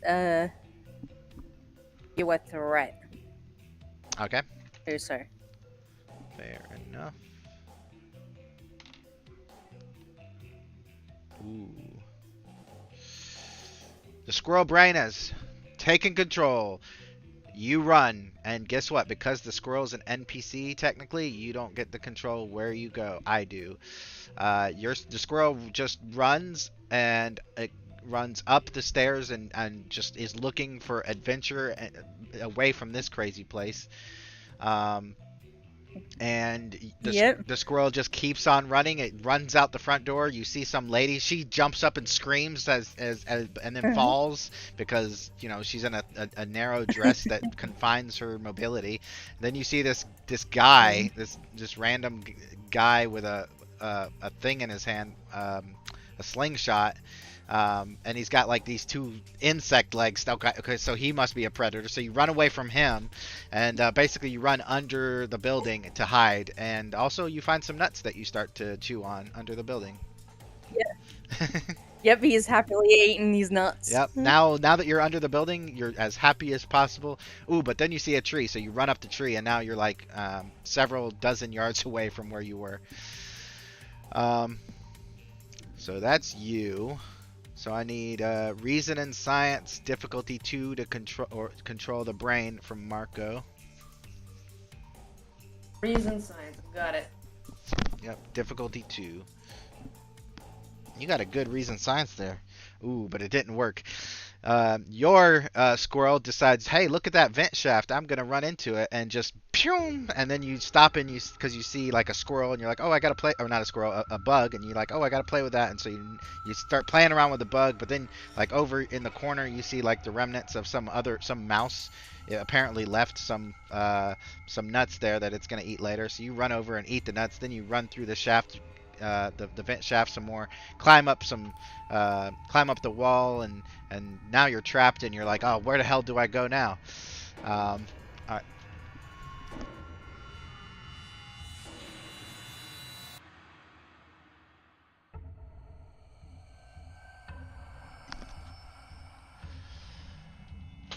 Okay, so Ben, I need you to roll. What was it? For yours, I think it was control and science one more time. And this is gonna be harder to control the squirrel brain because of the complication. Okay. I'll give you momentum. You mean threat? Yeah, threat. Sorry. That's fine. All right. So difficulty 3. Control science. 2 success so far. Okay. And a failure by 1. Okay. Your squirrel morph is so terrified that you just kind of stand in place for a second, and then of course there's other squirrels, like my character's a squirrel, and there's other people just kind of standing around watching. So your squirrel just like runs towards my character's squirrel. And basically is like, oh look, another squirrel. It looks exactly like me. So now you're just really intrigued by this other squirrel, and you think maybe he has some food, and you're gonna try to like see if he has food that you can steal.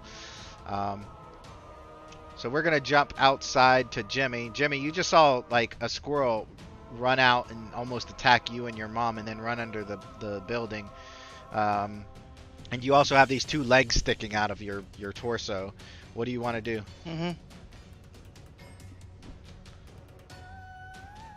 Don't know. Well, if you don't, Hey, It's like I'll right be now I back. just Need to see eat. this and I'm just like, huh. yeah. Well, Be right back. Need to have dinner. okay. So if you don't, as long as you don't focus on the mosquito, you'll go back to human, so it won't be the biggest deal in the world.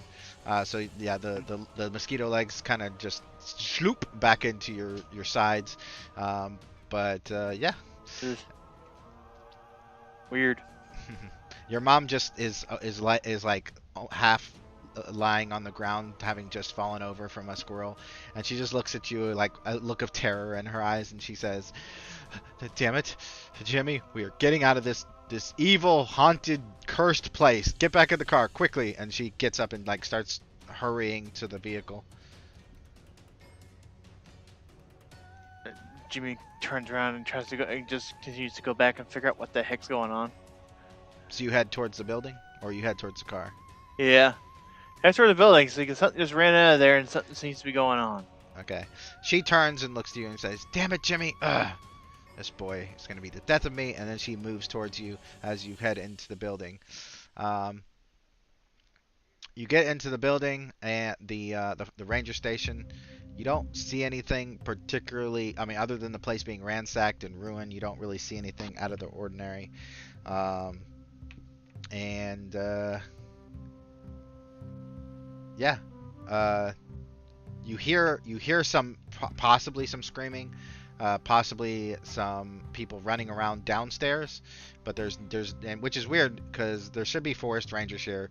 Generally speaking, depending on the size of the ranger station, there's anywhere from 4 to 50 rangers at a station. So there should at least be 4 people manning this place at all times. But there's nobody here. So where do you go? Oh, and I will remind you, you do know there's an animal clinic next door.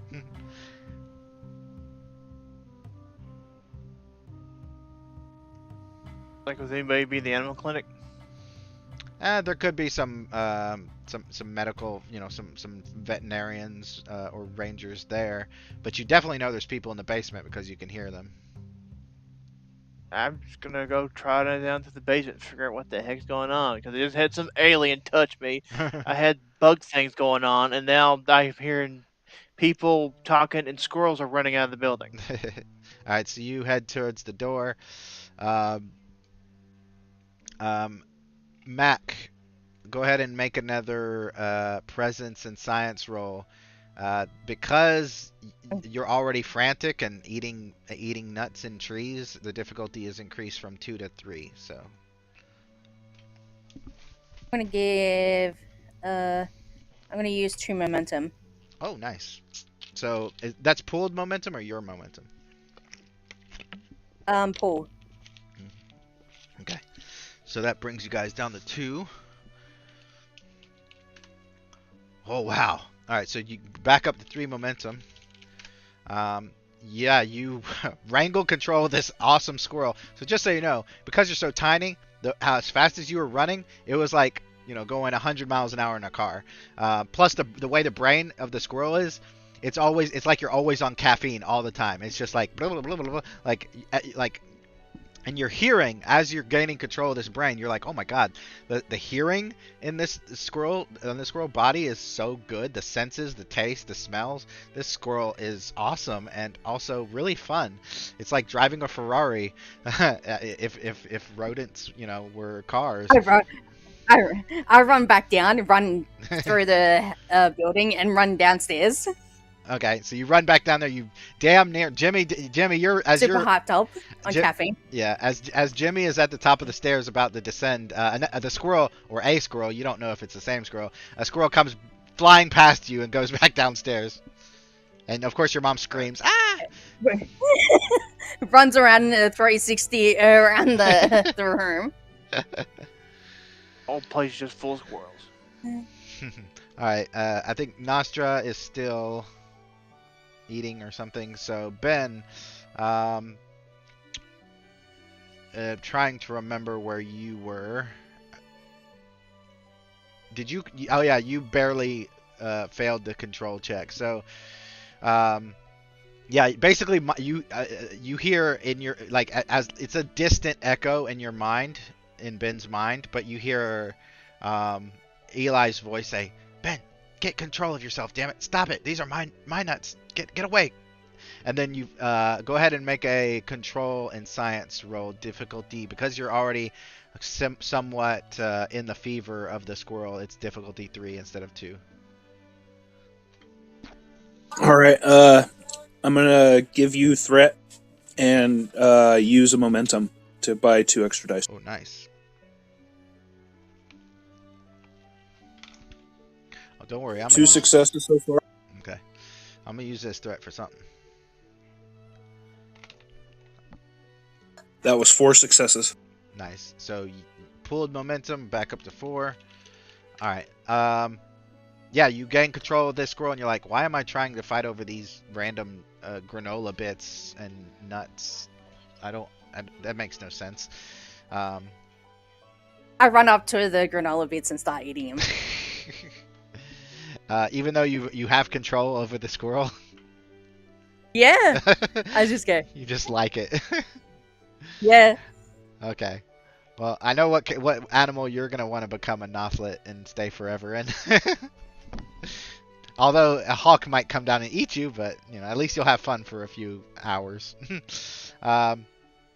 Yeah, but Ben has control over the squirrel, and Eli, with his thought speak to everyone, says, "Okay, I don't know where Marco went, but this is pretty much how every morph is gonna be." Oh, one really important: never, ever, ever turn into an ant. Unless you want to be like the Borg from Star Trek. Like, you'll just be a robot that is controlled by the Queen. Just don't do it. And everything else you can get a hold of, that will be terrifying, trust me.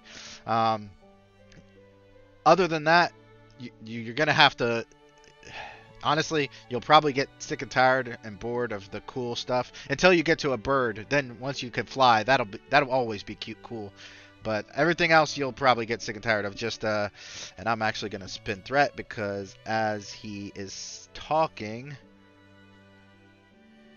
Fassi, and you guys can see with your squirrel eyes, Fassi, the Asian girl who is just misunderstood. Her appearance shimmers a bit. Actually, let me do... I don't know if this will work, but hopefully it will. Her appearance shimmers a bit, and instead of Fassi... actually, I'll just read the narration. I always want to GM instead of just read it. Suddenly, one of the students, an Asian American girl named Fassi, changed, but not as we had. Her human visage faded, flickered, and was replaced by her true Kelbrid form. Her armor was violet colored, unlike the blue of Skava. She was an assassin. She stepped up behind, and I'm just going to say, I'm going to spend a threat and say Cora, because she's not morph capable and kind of useless. As a thin blade emerged from her wrist, and she impaled her through the neck. Alright, so let me see if this works first before I... And you guys are squirrels, so there's not much you can do about that unless, you could try to bite her, I guess, as a squirrel or scratch her, but that's huge. Let me make that smaller. Go into the armor. Oh, good luck with that. Hi. You guys haven't figured out the armor bits yet, trust me. I think Kim has in her game. She knows about the armor. So basically, where's his brother Kenneth? Did he He's like- transform? He didn't, no, because he had turned into, oh wait, he didn't turn into a bat earlier. So yeah, he turned into a squirrel as well. He runs up to his brother and he just runs up the stairs. So you and your brother just want to run? Yeah, up the stairs. Okay, Kenneth he follows. can't do shit. I'll just say Kenneth follows. What about Ben? Does he follow, or does he try to demorph so he can... Well, not much he can do even as a human, to be honest with you, but I don't know if Ben would know that. What does Ben want to do? Get the hell out of there. Alright. So the squirrels begin running up the steps, and Cora's lifeless body falls to the ground. Blood everywhere. Everybody is going to receive an additional trauma point for that. So let me go ahead and give you that. I mean, there's no way to get out of being traumatized by someone getting their throat cut in front of you. That's why he chose to run, because he was scared. Yeah, makes sense. Alright, so that's 3. You guys see this carnage in a minute as they come upstairs? Oh yeah, you see, because I mean the way the stairs are, you can't see everything down there. It's really dark, and there's kind of like a corner. But then you hear screaming. Well, you probably don't hear screaming. You might hear screaming in your head. Well, squirrels screaming. Yeah, and then you see squirrels just running up the stairs, and then you probably see this. I'll show you guys in a second what she looks like. But you do see this like armored woman with basically a long thin sword in her hand. But man, I did not realize how much time giving you guys your tokens and stuff would take throughout this game. Oh shit, and I accidentally clicked on the wrong thing. Come on. Alright, so you guys are running. Doesn't really require a... Oh god, why sold out? Doesn't really require a... Wait, what? Why is it... I'm so confused. It's not showing that it's playing. But obviously it is. Man, this frickin' roll 20, man.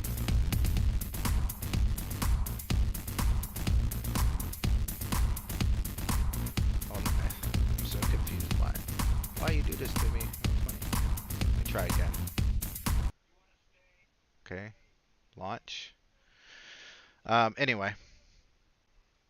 So you guys are running, and what is while they're running past Jimmy, what does he do? Because he does see this armored woman come around the corner towards him.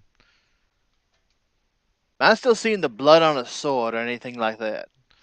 At this distance, no. You just see like this armored woman. It looks kind of like the woman that you saw earlier, except instead of blue eyes and blue outlines on her armor, she has purple eyes and purple outline in her armor. I'm taking a shot with the slingshot. Okay. Controlled security, difficulty 3 because it's dark and the distance is kind of yeah, it's gonna be pretty difficult. Oh, security difficulty 3. Yep. And I'm looking for her picture. Okay, what am I doing? What am I doing? Complication. What? Complication range is still 1. All right. So task roll 2. Yep. Unless you want to spend momentum to get an extra dice.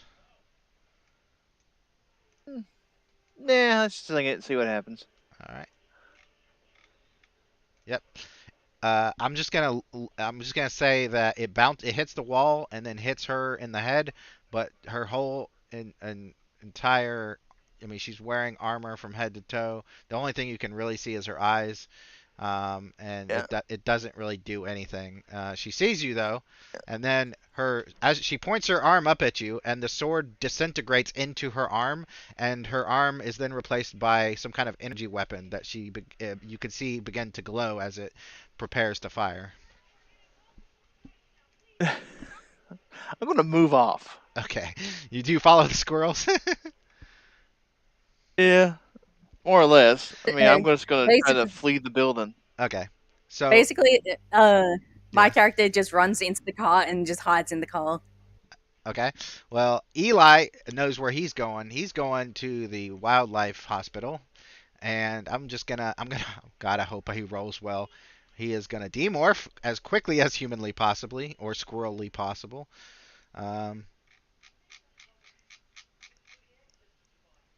Oof. Maybe that was why the music was acting weird. We definitely need some. Can I demorph when I get out of the building? Yeah, it's gonna still take four rolls. By then, she could already be on you, but yeah, you can try. I'll wait till I get in the car and hide in the car to do it. Okay. Well, I'm gonna say that you're running and getting out is like 1 turn. So, in fact, that's everybody's 1 turn. So by the time you guys start doing anything, she is already at the top of the stairs, and also he has left. Jimmy has ran. So, I'm gonna say since Alex was the first person to get out, go ahead and roll presence and science to concentrate. You've done it before, but so the difficulty is only 1, but the complication range is 3 because you're kind of under pressure. So if you get a complication, you stop morphing, and you have to do it over like I did. You got a complication. So you start. Let's see what body part changes first. Your legs change first. You're like a squirrel. But your legs you start losing the fur. The fur goes back into your body. It's kind of itchy, and then you stop concentrating, so you stop morphing. So you'll have to concentrate again next time. All right. I'm sorry. I'm gonna go next because I need to get out of this stupid morph. And I'm gonna use one of y'all's momentum. Sorry. Difficulty 1.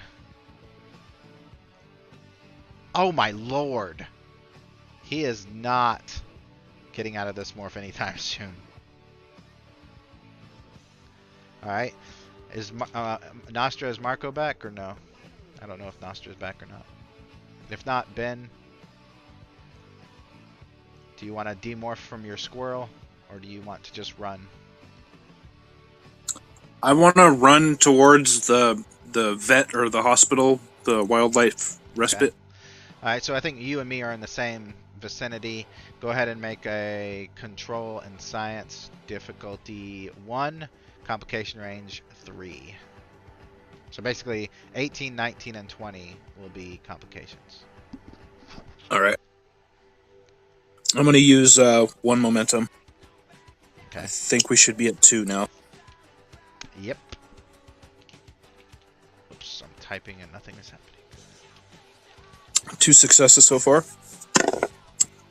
And a double success. Oh, so 4 successes. So 5 momentum we're at. And you concentrate and you're able to, let's see what starts first. Your face, you're basically now a squirrel with human cheeks and forehead. Alright, and now, is Nostra back yet, or is she still in the vent shaft? I guess Marco is still in the vent shafts, in the ventilation ducts. What is Jimmy doing? He's made it to the exit. Where's he headed? He's trying to get cover, but at the same time, see if that thing's gonna come walking out. All right. Roll a control and security to see if you can get cover. Efficient cut. This will be a difficulty of 1 if this thing was human, but you don't know if hiding behind a boulder does any good with the kind of armor they have. But if you get 1 success, then at least if she was human, she wouldn't be able. Oh wow. So I'm gonna say with you don't get any momentum. I'm just gonna say you hide really, really well in a place that this creature doesn't really expect to look. Do you also then try to change or morph? Well, no, because I have no idea what the heck happened, so I have no idea what to do. Okay. Yeah, you haven't getting the tutorial by Eli yet. All right, so. Yes. Can become a big mosquito and just suck her dry. Yeah, good luck with trying to do that. Well, Big mosquito. You wouldn't be able to get through her armor anyway, so. Alright, so now, Alex, go ahead and demorph. Concentrate. Did you already concentrate, Alex? Oh, Yeah, he rolled. I got a rolled complication. Complications a 1. Yeah. So basically, you started, So I can but you reroll. gotta Go ahead and roll again. You started, but then you got kind of stopped, basically.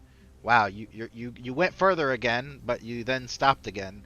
Your fingers go from the claws of a squirrel into human hands, basically. So now you're a squirrel with human hands. But you've once again stopped morphing. I was gonna ask if can I re-roll that or D20 or not? I mean, you can spend momentum to do that. You can also spend the serendipity and, well, I don't remember if serendipity lets you do it. But yeah, if there's something else that you want to do to get rid of that complication, by all means. Can I just spend the momentum to get rid of it? Sure. Alright, so now all you have to do is change. You've got the concentration down pat, you're smoothly transforming, but you've just got to actually change now. So, Nostra, if you're back yet, let me know. Otherwise, you're just running around in the vents again. And then, Ben, you want to roll... Do you want to try to demorph? Oh, wait, did you already try to... Man, I'm trying to keep track of all this. I think you got what? Well, I wasn't gonna, but like it just happened, so I'm gonna let it happen. I mean, I was gonna not morph and cling on to the dude's shirt, but that's okay. I'll do that next I time mean, or something. you don't But, have to morph. But I Obviously. rolled, and right. But I did it anyway, so we'll just go Okay. with the morph. Yeah, you got momentum from it. But yeah, so basically Yeah. you're starting to demorph. So go ahead and roll control and what was it? Science difficulty 1. All right. Let me buy.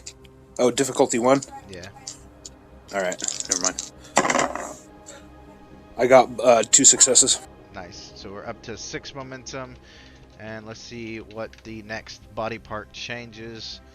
Your arms begin to, I mean, basically now you're a squirrel with human arms, and then you start to grow.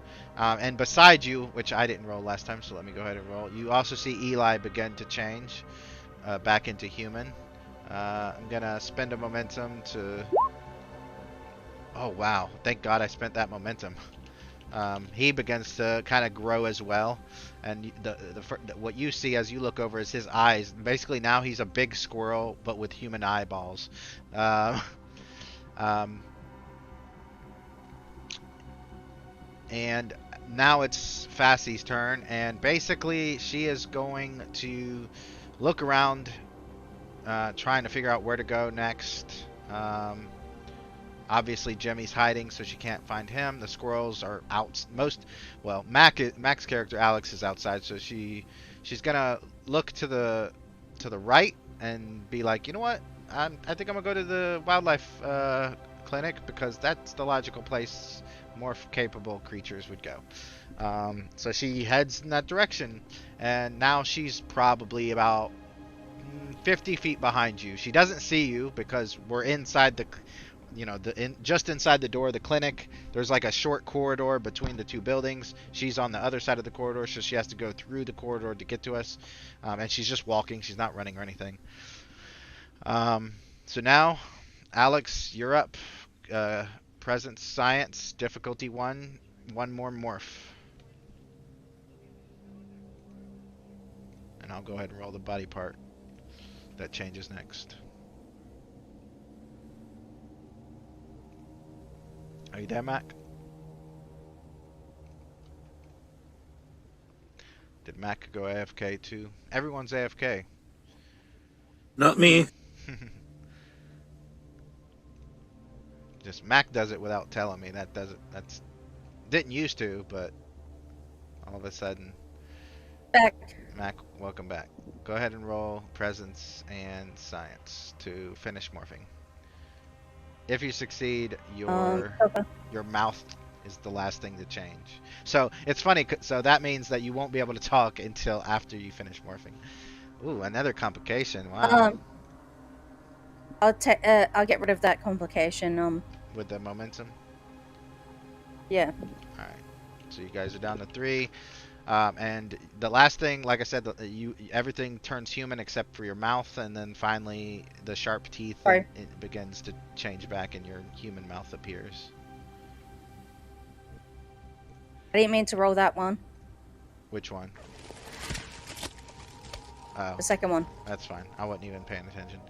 All right, so you're human. Ben. You are demorphing. You just need to roll one more morph to be completely human. All right. What's the difficulty? 1. All right. Nice. 1 success and 1 double success. So 3. So that brings us up to 5 momentum again. All right, and you're now human. I got to roll for Eli. God, please let him finish morphing. I'm still using a momentum because he sucks apparently. Okay. Eli is also human. He has his band on, as well as everybody else, but he is still just in basically boxers and a frickin' t-shirt because he left his uniform and weapons behind, which I specifically, when I was writing this, was like, man, I need to make sure he brings his gun with him because that would be really useful, and then I frickin' forgot. Alright, so both human. Now there's only like 5 feet in front of you. There's a door to the wildlife clinic. All you have to do is on your next turn run through it. Nostra, are you back yet? Nope. Okay. And I will go ahead and tell you, Ben, at this point, you notice that it's just you and Eli right now. You don't see Deb anywhere. You don't see Franklin. You don't see John. It's just the two of you for this moment. What is Jimmy doing? He's hiding. He doesn't see this robotic-like, cyborg-like, armored woman coming out anytime soon. No. I'm waiting. Like, can I at least hear them? You probably hear a lot of shouting and stuff like that. You don't really hear or see the assassin. Mm-hmm. I mean, strangely enough, anyone who did happen to notice her, when she walked like towards you and you could see her, her boots made a metallic clang on the cement floor. But as soon as like you turned to run, even though you knew she was chasing you or following you, you could no longer hear her, almost as if she had some kind of sound dampening stealth ability. You could just hold your action if you want and just hide and see what happens. That's fine too. Yeah, I'm gonna hold. Alright. Alex. Or less Overwatch. Yep. Alex. Oh, is your mom with you, by the way, hiding? Or is she just, you know... I think she went back to the van. Okay, yeah. Say. She went to the van. Mac, which vehicle did Alex get to? Did Alex go to the truck that was damaged or to the van? The van. Okay. In that case, she's in the front seat. You demorphed in the back. She heard that's something. Non-damage. Yeah, she heard something weird, and then she looked back in the back seat and screamed when she saw you turn into a human. And she's like, "What in the world is going on? Where is my son?" Some crazy lunatic bitches in there, and watch your language, young man. Sorry, she's crazy. Literally, she was crazy, and then she stabbed one of our students, and yeah.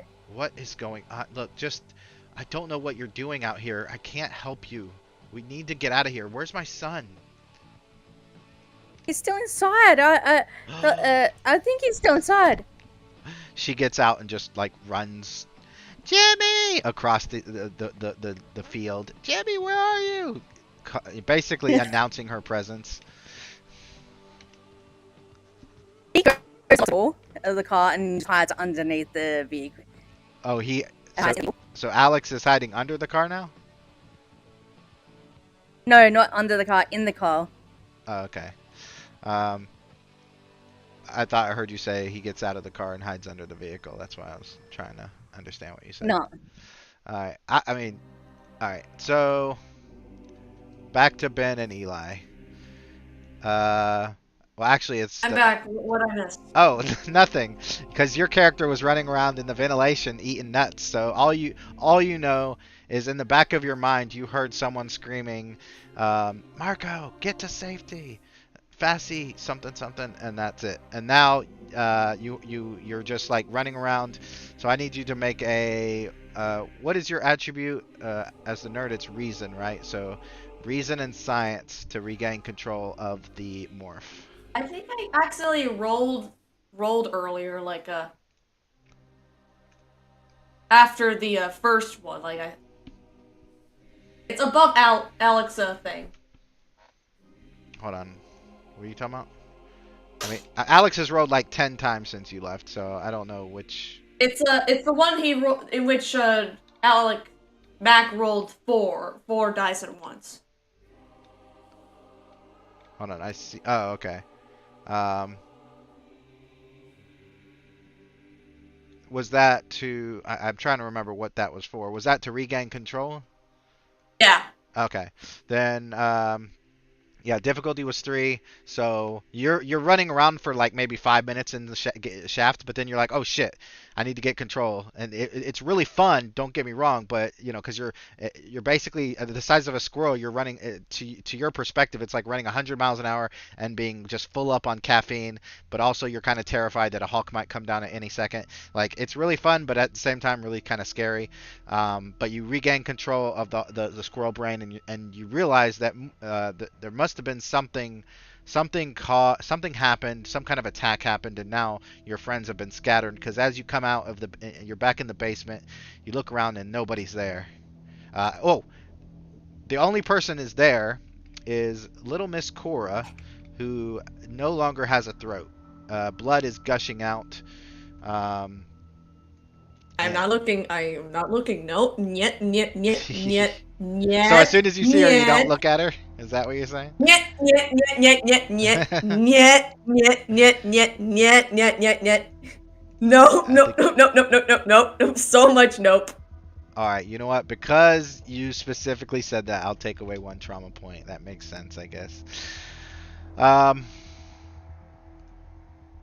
But yeah, you come out, and I guess the question is, what do you want to do? Do you want to try to demorph? Do you want to try to run up the stairs, look for your friends? What do you want to do?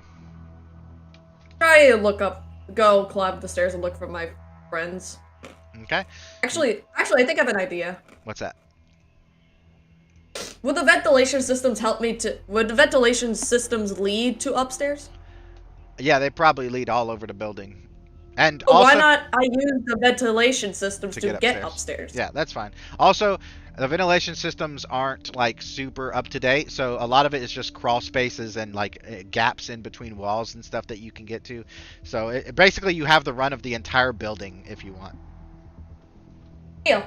Okay. I'm going upstairs. All right, so I'm gonna say on your next turn, you'll actually, you're able to kind of smell and hear that there are 2 humans in the corridor between the building you're in and the wildlife clinic. You're not able to sense or detect the enemy that's there, but you are able to also sense and detect people outside, and you also can hear screaming for some reason. So where do you want to go? Outside or towards the wildlife clinic? Wildlife clinic. All right. So the squirrel runs for the wildlife clinic, which is the funny thing is I did not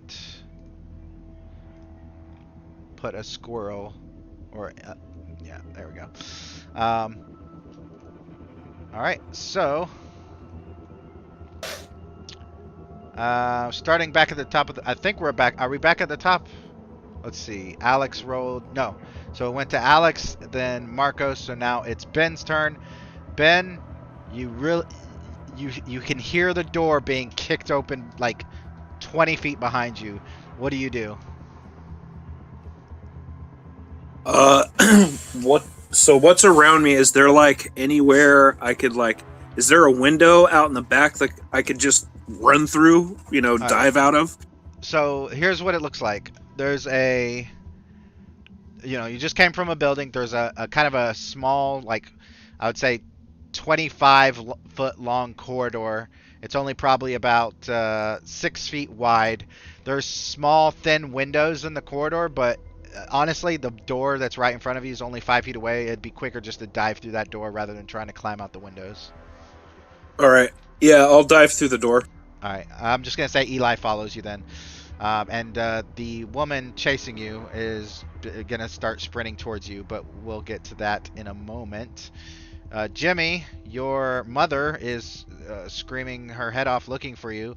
You're not sure if that got the attention of the alien assassin, but you know it's annoying. So what does Jimmy do?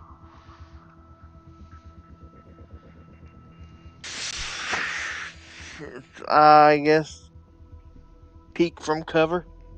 Okay, yeah, you See where everybody's located. The only person you can really see, I mean, you see squirrels out in the wild, but you can't tell if they're the natural squirrels or squirrels that used to be people. But you definitely can see your mom just like running up the steps towards the front door screaming your name. You don't see anyone else. Alright. Do I, like, everybody seems to be going in the other building's direction, right? Yeah, but you can't see them because of the corridor. It's basically just walls with the really thin windows. Actually, roll inside security difficulty 2. If you get 2 successes, you'll be able to see through the windows and see them running. But I will also say that it is getting pretty dark. It's getting into the evening. It's probably getting to be like 4 or 5 o'clock now, so the sun's going down. Perception checks are going to get harder going forward. All right, so yeah, you do see as you peek around. 2 individuals, you can't tell anything about them. You just can see the backs of their heads. They dash through a door and out of sight. And you see this like robotic 6 foot tall killing machine slowly marching towards them. But then, strangely enough, as you probably only look for like a second and a half, but as soon as you do look around the corridor, she stops and her head turns very slowly to look directly at you. And then she just turns her head back the other way and then continues on towards the door. Like, all right, then, let's see. Start going after her. It's like, right then. All right, so do you want to stop your mom from going in? She's literally walking in the door behind the assassin right now. Yeah, let's see if I can, rush past her and go after the assassin. Oh, you're actually going to charge in? Okay. Yes. It's not a roll to run or anything, but it is going to take a turn. So basically, you can get to the door, and your mom's going to like scream when she sees you and say, "What are you doing?" But then next turn, you'll be able to run the rest of the way. All right. I'll go for another tackle. Hopefully, this will be more successful. All right. So Alex, you're still in a car. What do you want to do? He's gonna keep there because Just he stay knows that if he gets out, yeah, All right. she doesn't know where. Yeah. You hear a knock at the door, and you look, and it's your brother Kent. He's like, "Let me in! Let me in! Unlock the door!" He lets him in. He jumps in. He's like, "Dude, why are you hiding here?" Didn't you see that psycho bitch? Yeah, but she's going after Officer Eli and Ben. We got to do something, man. I don't know. What's her? What do you mean you don't know? We could turn into stuff. There's animals around here. We can go get a tiger or something. Come on. Bear. He goes and looks. He goes. What's in? He goes and looks into the other vehicle, the banged up one. He goes. So you get out of the What van. is in that vehicle? Yeah. This is gonna be a stealth check. Make a control and security. Actually, you know what? Make it insight security. This will cover both perception and stealth. However, it's gonna be a difficulty of 3 because of the increased I use difficulty. Dex. Yep, dexterity. Dexterity will count as a good focus. And I want to double checking how many. I'm gonna use 2 momentum. Okay.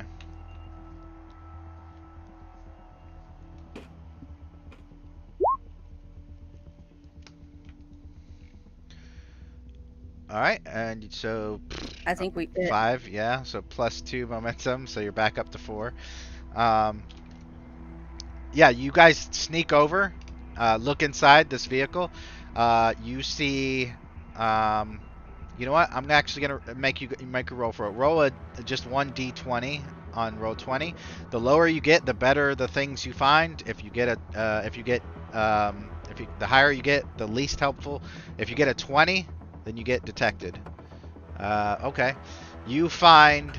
Are you just looking in, or are you opening the door and rummaging around? He's opening the door to look in. Okay, so the door creaks because it's bent. You look inside and you see what looks to be like a riot shotgun. You also find a 9mm handgun, a Beretta, and some body armor, like a vest. It's like, dude, we don't need guns. We could turn into stuff. He grabs the weapon. He goes, tucks the 9mm and puts the body armor on, and brings the shotgun. Ken's like, what about me? You gonna let your brother hang out dry? I go, you want the shotgun? He takes the shotgun and he looks in and there's like one shell left and he's like, oh man. Do you check the ammunition in the handgun? Yep. There are 3 bullets left. Okay. Woo. All right, so we're gonna. But did he find a hand radio in there or not?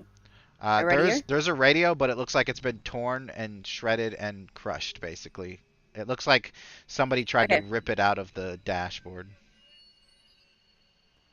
Okay. Yeah, he's gonna sneak back up there. He goes, All right, where are you sneaking? he's gonna make it up to where Jimmy is. Jimmy? Okay. So we'll next on your next turn we'll say that Jimmy, as he's entering the building, you notice these 2 are behind you. Nostra, you're in Squirrel Morph. You see a door has been kicked down to the wildlife hospital, so you just go right through it, and then you see the back end of this 6-foot tall, purple-hued, well, you can't see her eyes, but a big robot with a purplish pink sword in her hand. And she is walking towards the wildlife door, which is kind of swinging shut. Do you just follow her? What do you do?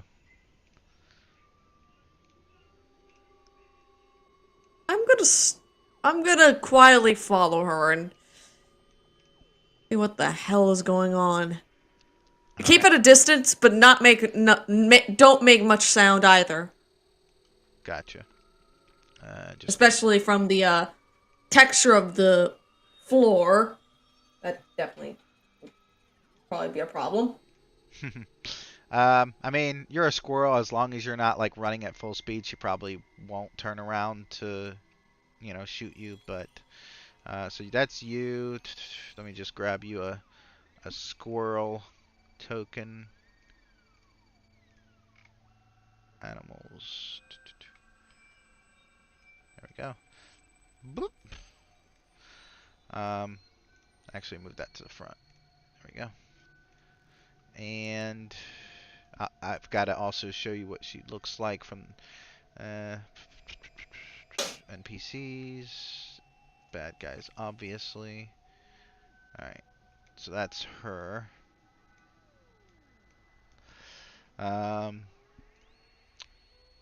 So yeah. So that's you. Ben, you get inside. I'm gonna narrate real quick. Eli said we quickly took a look around at the animals in the small hospital connected to the ranger station. My eyes immediately found the natural predators. 2 red wolves slept in large cages. One of them was visibly injured, its right front paw bandaged in white fabric and tape. Seeing this, I quietly informed Ben, the sleeping animals are sedated. But for the ones that aren't, remember, acquiring the DNA puts them into a trance. Just make sure you concentrate on getting their DNA once you touch them so they don't bite you. I almost smiled at the dozing mountain lion at the other end of the room. There was also an assortment of birds of prey, a red-shouldered hawk, a red-tailed hawk, a rare, beautiful, and proud bald eagle, a black vulture, and a great horned owl. None of them were sedated. There was also a lazy black bear lying in a cage, awake but uninterested in anything around it. A larger than average bobcat noticed we'd entered and begun to pace in its cage. Its disposition was also more aggressive than normal. It hissed and growled at us. A wild boar woke up from the big cat's wailing and commenced its own squealing and lurching in its cage. It returned to its lethargic state quickly enough, though. Nearly hidden due to its lack of height, a 12-foot alligator just sat there on its belly in its cage, mildly intrigued by the bobcat and the boar's behavior, no doubt wishing it could devour either of them. But the strangest animal of interest by far was the silverback gorilla sitting peacefully in his assigned containment area. He was very out of place because silverback gorillas aren't native to that part of the country. Perhaps it had escaped from a zoo? Alright, select your battle morph. Silverback fucking gorilla. I figured. Alright, so this thing is bored, so the difficulty to acquire it is decreased from 2 to 1. However, the complication range is 3. So if you get a complication, but you succeed, you get 1 success, you might put it in a trance, but it might like smack you around a bit before you do. So go ahead and roll. What was it? Trying to remember what your control and security. Difficulty 1, complication range 3.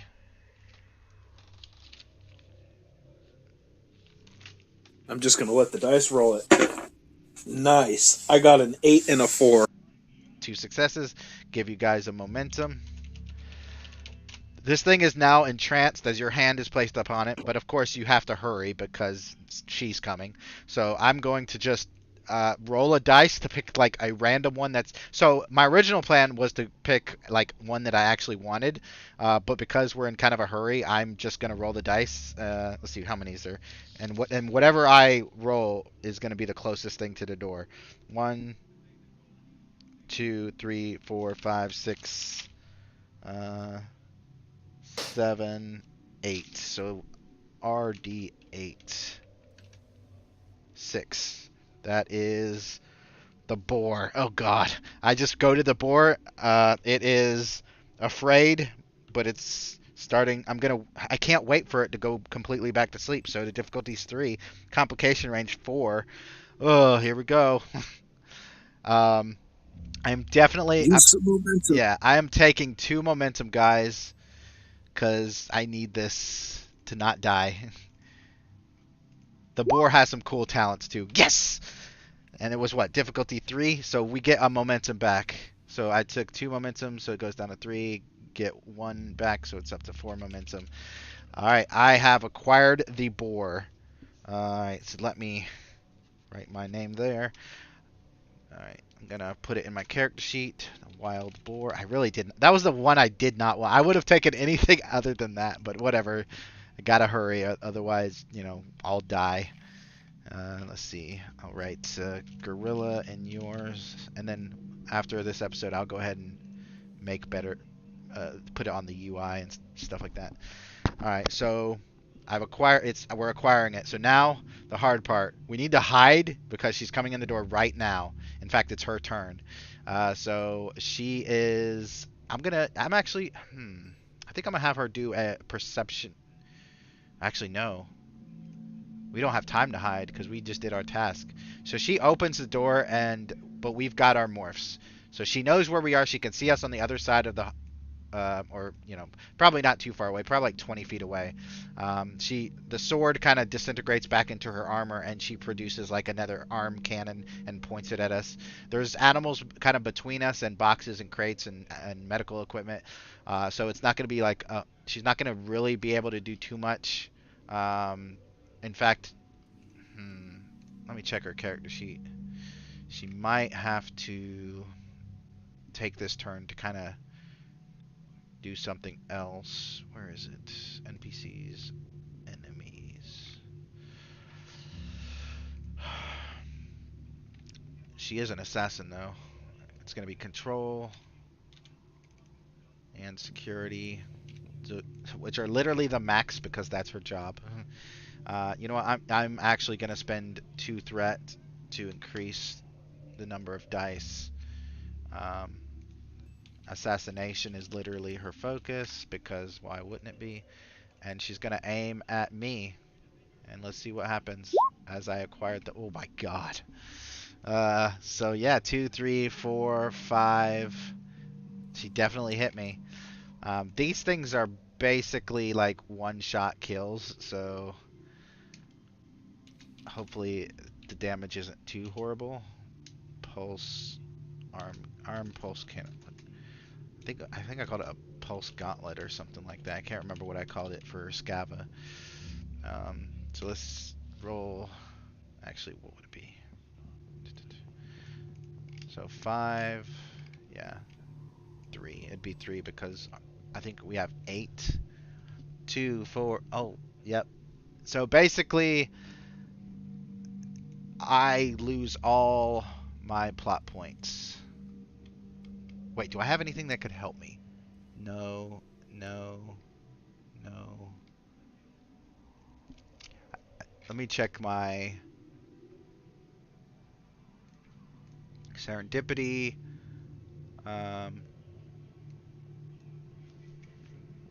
Take an additional task. Go first in combat. I don't know if it would. Like, we're technically in combat already. Take an additional task. Yeah. I think I'll use a serendipity. For story reasons, I actually have 2. So I'm going to spend 1 to get have another task, which probably is not going to be morph because I don't have time. And I'm going to spend the other 1 to alter a scene, change the narrative, determination. I should have used determination. Because 8, and I don't have any resistance.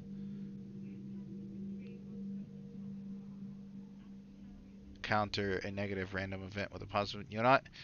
I'm going to roll and see what happens. First of all, I'm going to use that 1 to run. So she might actually hit me in the back if this goes bad. Dealing 1 random card to myself to see what happens. Oh, I got another serendipity, but I'm pretty sure I had 2 anyway. So I don't think that really matters a whole lot. So I just need to figure out a way to use it. Because otherwise I'm losing all... Wait, how many do I have? 1, 2, 3, 4, 5, 6, 7. You know what? I'll just use 3 serendipity. 1 to run, basically. 1 to get out of a perilous situation, which it says at GM's discretion. I'm going to say that basically will... I'll still take all the damage except for 1. And I will...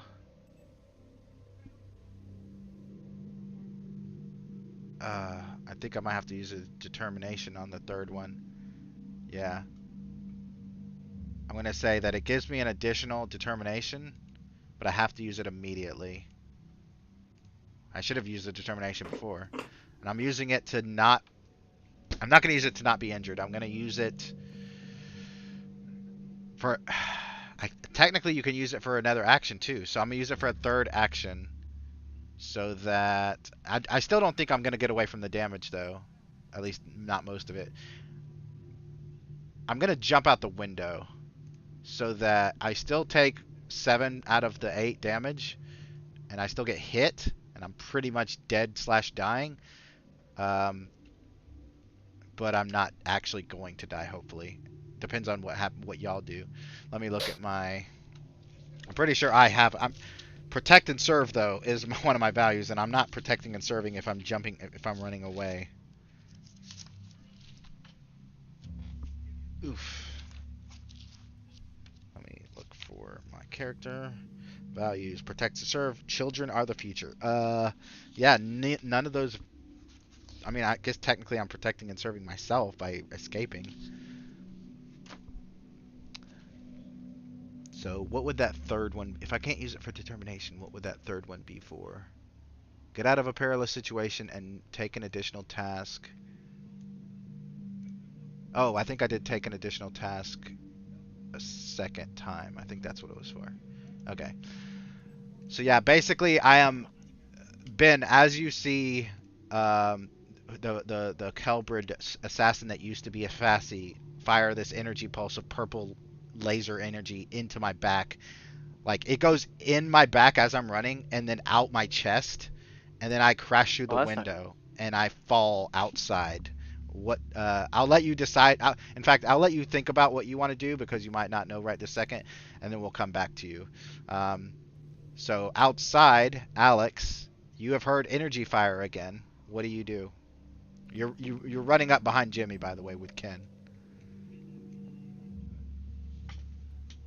I go, oh, I think we're unprepared for this.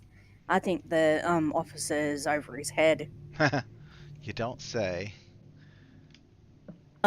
He goes, we need to call for backup. Who are you gonna call? That's me out of character, because I'd have no idea who you'd call. If the forest rangers get their asses kicked, I don't know who you're gonna call. He goes, I don't think I have my cell phone on me. Do you, brother? Um, I yeah, the bands. When we're in the cellar in the basement, we got all our stuff back. I got your cell phone. He hands it to you. He's like, but I don't think we should call anyone. We don't. You told him. You remember what they said? There's an infiltration. They could be everywhere. I say, and he kind of tries to stop Jimmy from going in. Your mom has turned around Jimmy, and now that you're there, she's like, oh, okay. So you guys are like right inside the door, or right at the threshold of the door. But Kenneth says, look, I think we go to the animal clinic through the front door. We get some I think he called them battle morphs or combat morphs, and then we just attack this thing. I don't see any other way out of this, unless we just want to start that van and drive it through the front door and crash it into her, because that sounds cool too. And she's like, the mom's Yes. like, You no. could do that. Yes. You think that's a cool idea? I think it's a cool idea. It's smashing the van right into that bitch. I didn't. Yes. Amelia says, I didn't see anybody. Okay, I don't know if what you guys are saying is true. So She stabbed the child downstairs. I didn't see that though. Class clown. Jimmy's already in progress. If you want to make a roll, Alex, to convince her, it's going to be presence command. If anybody wants to assist, you may. Kenneth cannot, because his presence is... Well, actually, you know what? His presence is probably not that bad. I didn't make his character sheet, but just the way I've been playing him, I don't think it would be that bad. Where is he? I feel like it's more of a distraction for Jimmy, because Jimmy's probably on his way to get the vehicle started. Yeah, your mom is following. Like, what the hell? Yeah, I'm gonna gun it. You got one assist from your brother.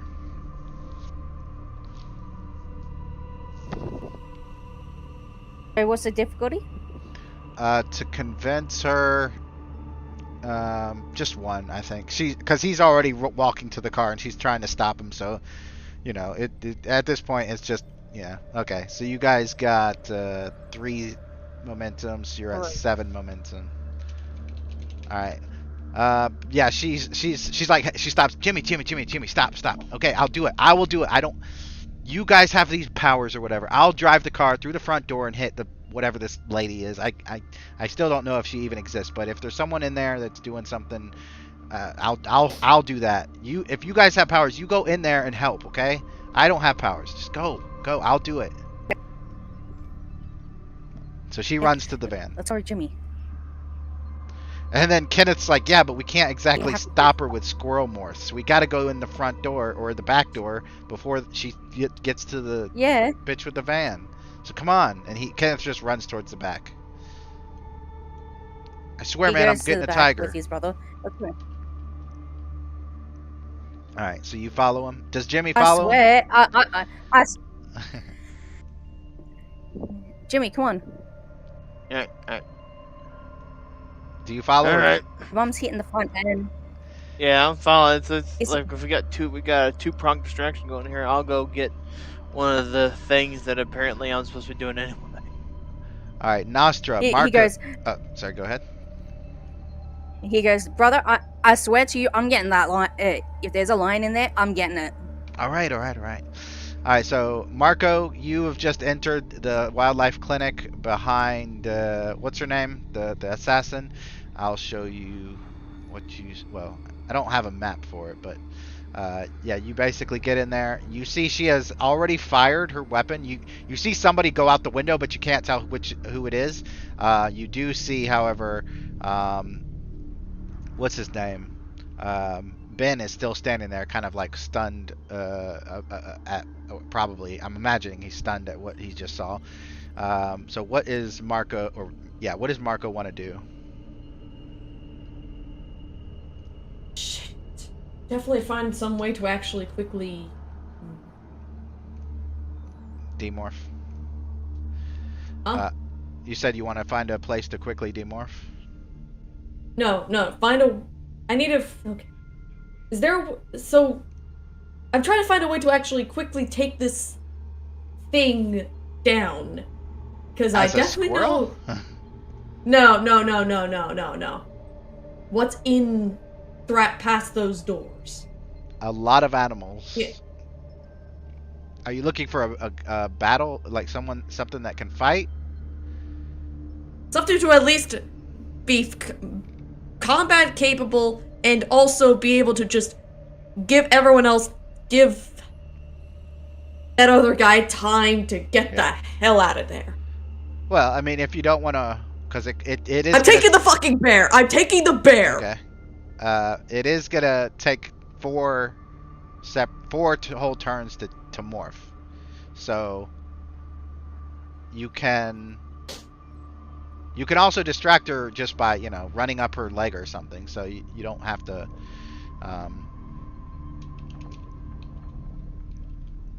Yeah. You know what?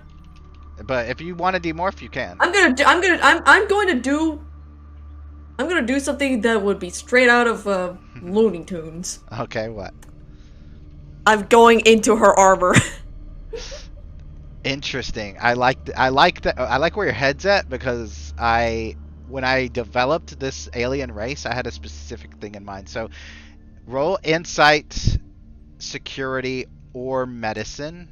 In fact, roll insight anything. Whatever your highest stat is will work, because it's related to everything. Command, security, engineering. I'm going to spend a bit of momentum. That's a good idea.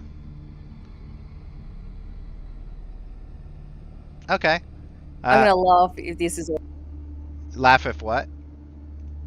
If the best way to beat it is going up the butt. No. What? Yeah. What? So you're sniffing around behind her. You're probably like 6 inches away. She hasn't noticed you yet, or at least you can't tell. And you're like, okay, well, obviously, you know, this is obviously, just by looking at it, you can see that it's like skin tight armor.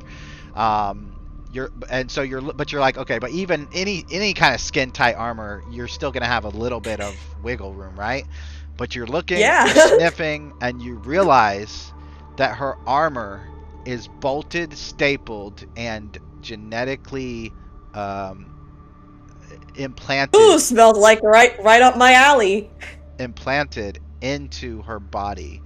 So hold on, give me a sec. Oh shit. The only way to get into her armor would be to get under her skin.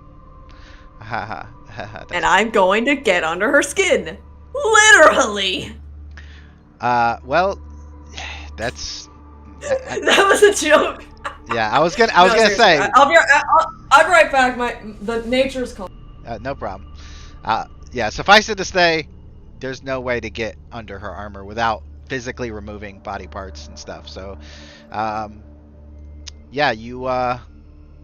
So Ben, I think it's your turn. You just saw Eli go, like, his literal torso, half of it was removed, and he went flying out of this glass window, and he's like twitching and bleeding to death. Probably will be dead in a few seconds. What does Ben do?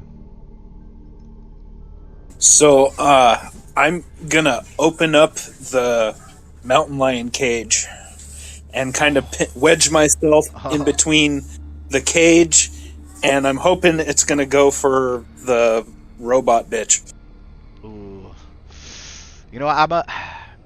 I'll let you roll insight, science, difficulty 1. This isn't part of this won't take your task for this turn. I just want to give you a bit of a leg up on how difficult that might actually be, because yeah, it won't be that easy. So go ahead and roll that and let me know how many successes you get. All right, I got 2 successes. All right, so plus we're at 8 momentum. Your guys are full up. So number 1, she's wearing full armor. The likelihood of the lion smelling her and being more interested in her, like, all he's gonna smell is the metal. Compared to be honest,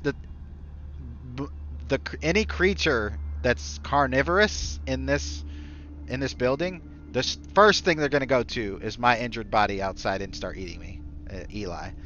So opening the lion's cage will not be a good idea. Okay. Then I'm just gonna jump. Then I'm gonna jump out of the fucking window. All right, you jump out the window. Go ahead. Any smart idea? Any even in the moment, if you think about it, you go, "Oh shit, yeah." He'll go straight to the dead body, Yeah. the dying person. All right. So you get outside. I'm not gonna make you roll for it. You get out there. Well, actually, yeah, because it is a broken window. Roll control and con to get out the window without hurting yourself. Difficulty is 2. I'm gonna say complication range is 3, because if you hurt yourself, then you hurt yourself. I want to buy an extra dice. Okay. With momentum. Down to 7 momentum. 2 successes. And another success. Okay. So that brings you, I think, back up to 8 momentum. So you climb over. You could tell that she's like trying to aim at, re-aim at you. You see like a big hole in my chest where my right shoulder pec, what used to be, you can like literally see through it. You can see bone, you can see blood, you can see muscle and tissue, and but like my eyes are like open wide, like I'm in shock and I'm like hyperventilating, like like I'm trying to like breathe. I'm trying to not be in shock, but I am in shock. So what do you do? Whatever you end up doing, you're probably gonna have to do it next turn. But just give me an idea of what you want to do at this stage. Okay, so basically, I'm gonna do what I want to do is I want to try to drag you, but I don't know if I want to do that. I also want to run, so yeah. Well, there's like a conflict there. I'll let you think about it, and we'll go to. Well, actually, it's her turn now. It's the enemy's turn now. Because Mac went... I think Jemmy... Yeah, because Jemmy was... So everyone's went except for the enemy. So she is going to fire... Or no, she's going to... What is she going to do? Because she's... You're on the other side of this wall, so she's not going to risk just bringing the building down on her. And then again, that would be freaking interesting. I might do that. No. You know what she's going to do? She is going to... Come on. She's just going to walk towards you. So on your turn, on your next turn, you're going to start your turn with her basically maybe 10 feet away, walking towards the window in visual sight of you. But you'll at least have a little bit of time to think about what you're going to do. Mac, it's Alex's turn. You guys are heading towards the back door, right? Yep. You see Eli and you see Ben, and we are not in good... Well, I am not in good shape. So what do you want to do?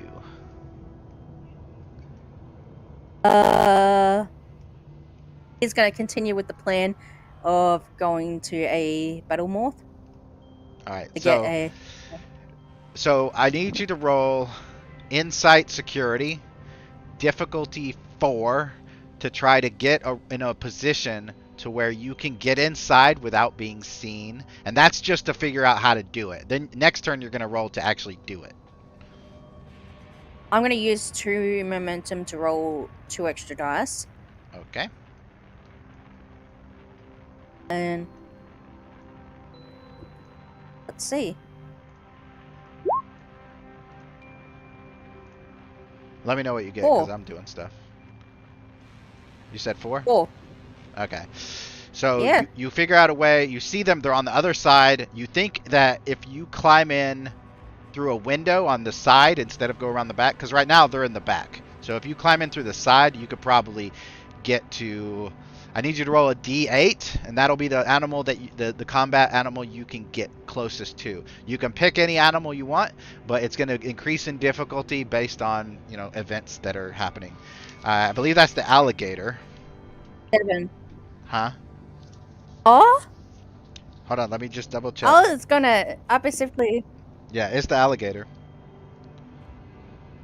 The big... I was specifically going to go for the, yeah. You want to go for something else? You can. It'll be harder, but you can do it. The alligator's right there, and the difficulty to require it is only 2. Okay, I'll go for the alligator All right. because I can have a better advantage underwater and twist her Yeah. around like a roly poly. If you can get her underwater. You're also really quick on land, but you're like a torpedo underwater. Yeah.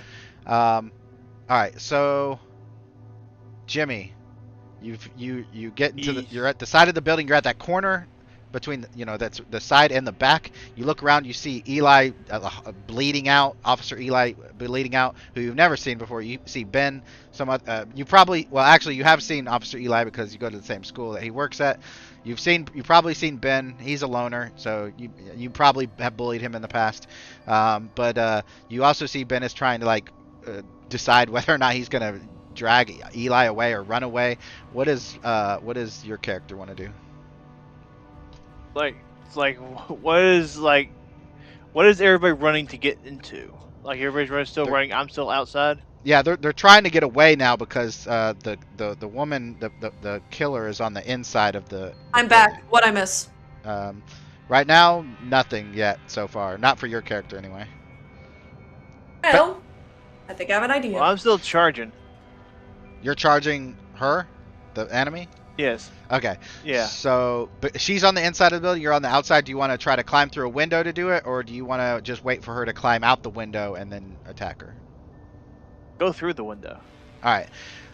Roll. Like my idea is to keep momentum. Okay. This will be.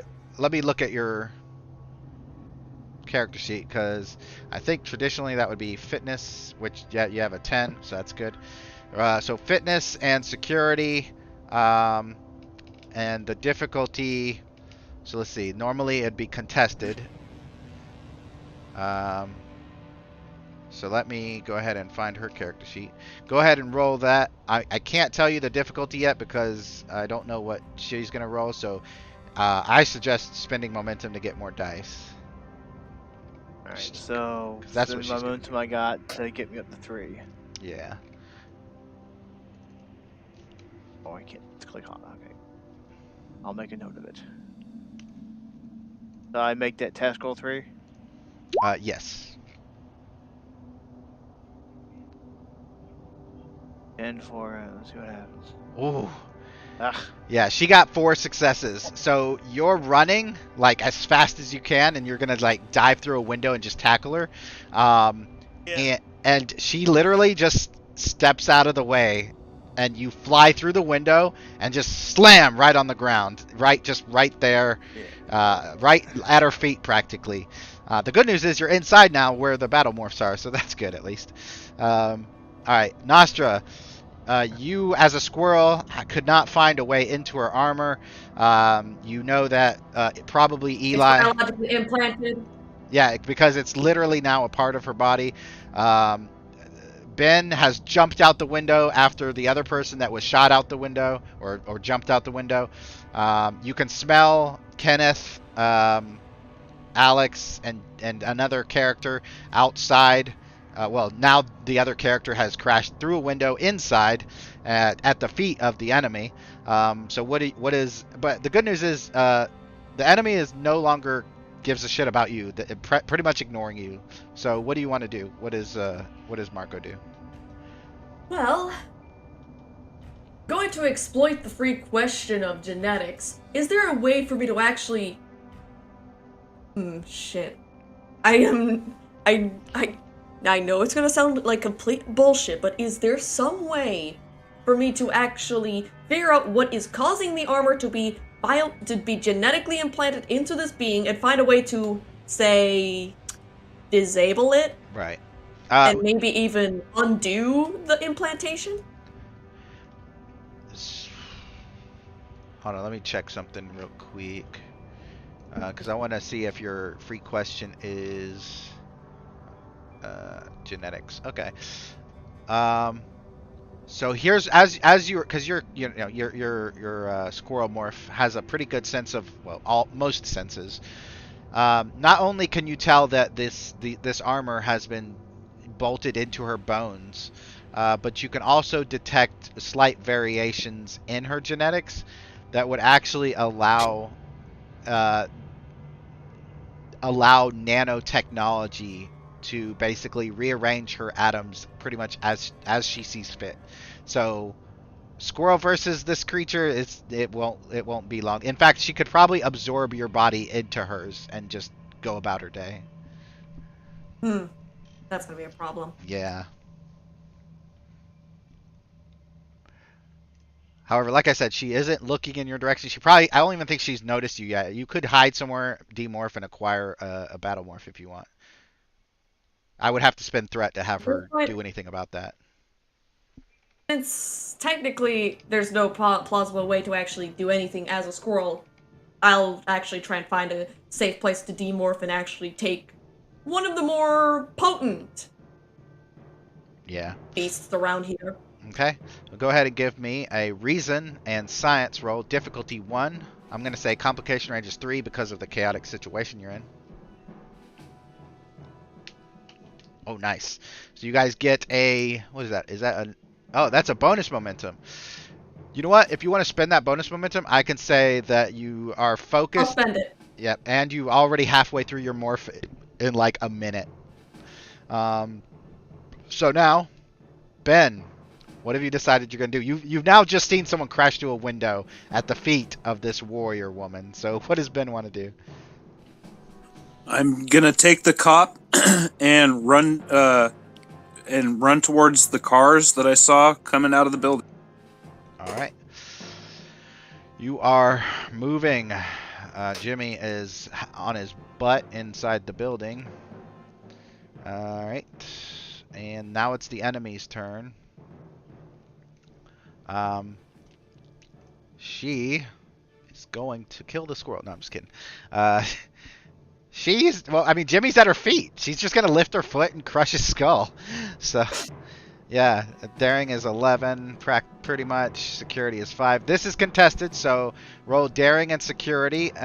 You can spend as much momentum as you want to get as much dice as you want, up to 5. I'm going to spend 1 threat to get a 3rd dice, and then we'll see what that brings us. You need 5 successes or more to beat that. I strongly suggest you spend a lot of momentum.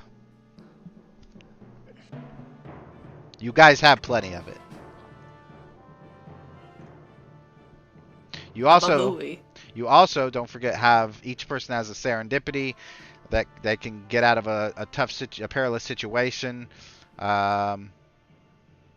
You can also take 2 tasks if you spend the serendipity. You can also spend your determination to do that.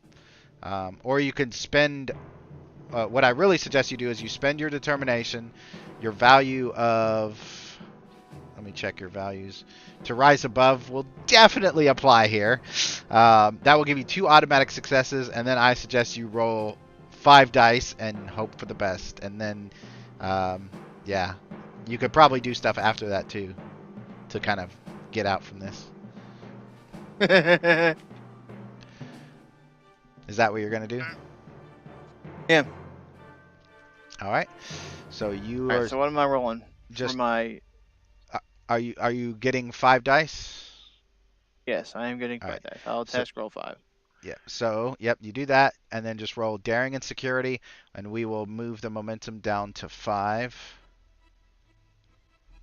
All right. Yeah, 5. See what happens. And you already have 2 successes from your determination. So you just need 3 more successes. Nice, you get it.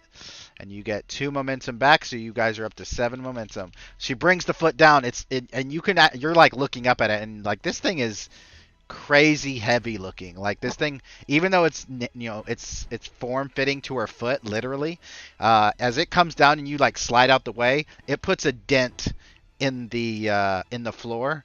The linoleum just breaks, like cracks, and underneath the wood and everything just splinters. But that's her turn, and you are now out of her way for the moment. Anyway, Alex, you are you in the middle of acquiring the alligator, or have you done that yet? I can't remember. Not yet. Okay. Did you? Oh yeah, that's right. You were looking for a place to. Okay, so you need to get in there. I'll say it doesn't require a roll to actually climb through a window as long as it's not broken, and you're not running at it. So you just open the window a little bit. You climb through. I need you to roll a presence and security to kind of soothe this alligator, because the alligator's awake. But it is difficulty 2, complication range 3. But this alligator's bored. It's been here for probably weeks, recovering from some injury or illness, and it isn't really it's fed a lot, like chicken and fish and stuff. So it's not gonna bite you unless you do something crazy, like if you get a complication. So yeah, go ahead and roll presence and security difficulty 2, complication range 3. I'm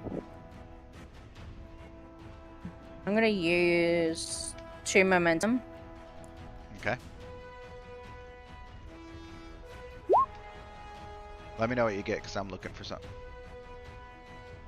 Can I?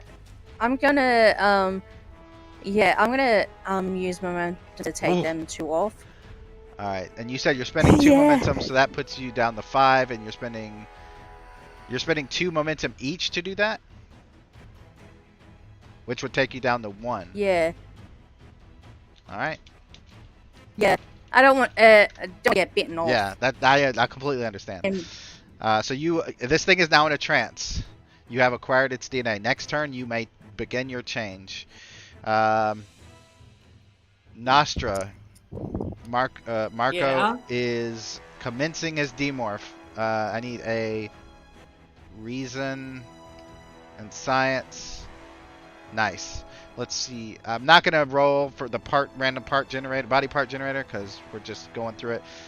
Yeah, you guys get 2 momentum, so you're up to 3. And you slowly, the fur begins to recede into you, so now you're basically just a skin rat. The tail begins to shrink back up into your body, and you are no longer, after next turn, you will not be a squirrel anymore.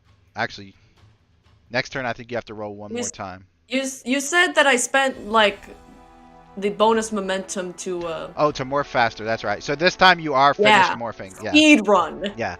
So next time you'll be able to actually acquire whatever animal you want to do, or do whatever it is you want to do. So you're done demorphing.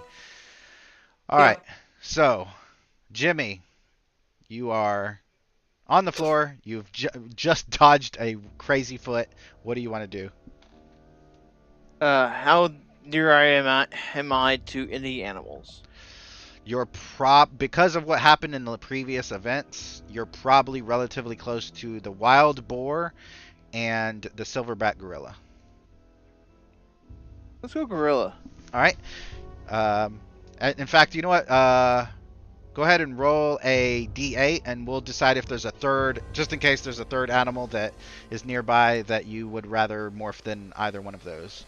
Okay, so the other thing, let's see, 1, 2, 3. There's a black bear also.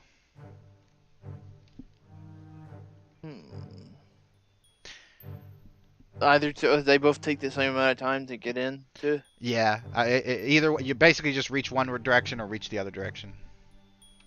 I'm still going gorilla. All right, roll a daring and security. Difficulty is, let's look at the thing. I believe it's 1. Well, actually, the difficulty still 1. However, the complication range is now 5 because of all the chaos going on. It's kind of getting agitated, so it's not moving, but it may lash out at you. Okay, monkey. Let's see what happens. Nice. Get you guys another momentum. You have put it back in its trance. It's like, oh, I'm sick of these damn trance. Why do I keep falling asleep? Yeah, you basically do that, and then you now can turn into a silverback gorilla. So let's see. Alex went, Marco went, Jimmy went. Ben, you are dragging the cop towards the van. Are you still dragging him, or do you stop for some reason? No, I keep dragging him, and I have a focus in escape and avoidance. Nice. So if I can use that in this. Yep. You know what? Yeah, roll control and security. or insight and security, but I'm pretty sure control's better for you. So just roll that, and difficulty is just 1, and that'll get you basically not only to the van, but also out of sight, and basically you'll be out of the combat initiative for the for the foreseeable future. Okay. Yeah, I'll just what was the difficulty? I'm sorry. 1. Okay, I'm just gonna roll then. Okay. Okay, so I got 1 success and 1 failure. All right. You succeed in getting to the van. Do you try to drive away with them, or do you just hide there? So what I want to do is I want to see if I can start the car or the van. Oh wait, that's right. That lady was supposed to drive through the frickin'. You know what? I actually have an idea for that. I'll spend. When you get to the van, you successfully put him in the back seat. Then you get to the driver's seat, and you see a woman that I don't think you've seen before yet, slumped over in the passenger or in the driver's side seat. Her head is on the steering wheel. She has blood coming from her head and her face. I'm just gonna pull her out and see if there's the keys inside of it. The keys are inside of it. In fact, the car is running. Okay, so if I can, I want to drive towards the rest of the people. Maybe like on the other side of the building where the robot really can't see, I suppose. All right. And to get in a position to where we can escape. All right. We'll say that on your next turn, since you're now going back into that scene, you're getting back into the initiative. But we'll say that on your next turn, you will be there. All right. So, Alex, I'm actually gonna spend threat for this as well. Did you already? Yeah, you acquired the alligator and you're inside. Do you want to begin morphing? Can I go outside to morph? Yeah, you just climb out the window. It's not required a roll, but yeah, you can do that. Since we have an alligator morph, I'm gonna look up the I'll do that. Okay. Go window, and then basically morph outside. All right. Yep. Go ahead and make your presence. I mean, we can. I just saw your message. Sorry, but we can end it now, actually, because, like I said, I just saw your message. I was gonna go until y'all were because we still have quite a bit left in this particular book. So, well, we'll say I will spend. I did spend the 2 threat already to do what I was gonna do. So as you climb outside, you notice. As Jimmy, you also notice. Kenneth notices. Pretty much everyone but the 2 that are driving towards you guys notice that actually, more than likely, I think I have this written down as a narration. Yeah. Give me 1 second. Where is it?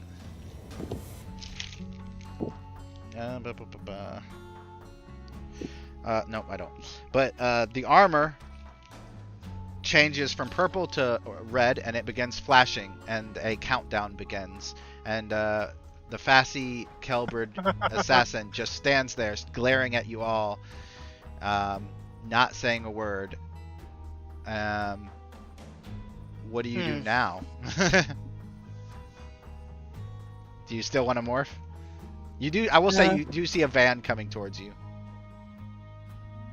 I'm gonna run towards the van. Okay, I was gonna say, yeah, you do see a van coming towards you. Kenneth, knowing that there's some, does Kenneth know that? I don't know if Kenneth knows there's anyone else in there. Well, he knows Jimmy's in there, so he'll reach in and kind of grab Jimmy, and he'll probably see Marco. Did Marco acquire a morph yet?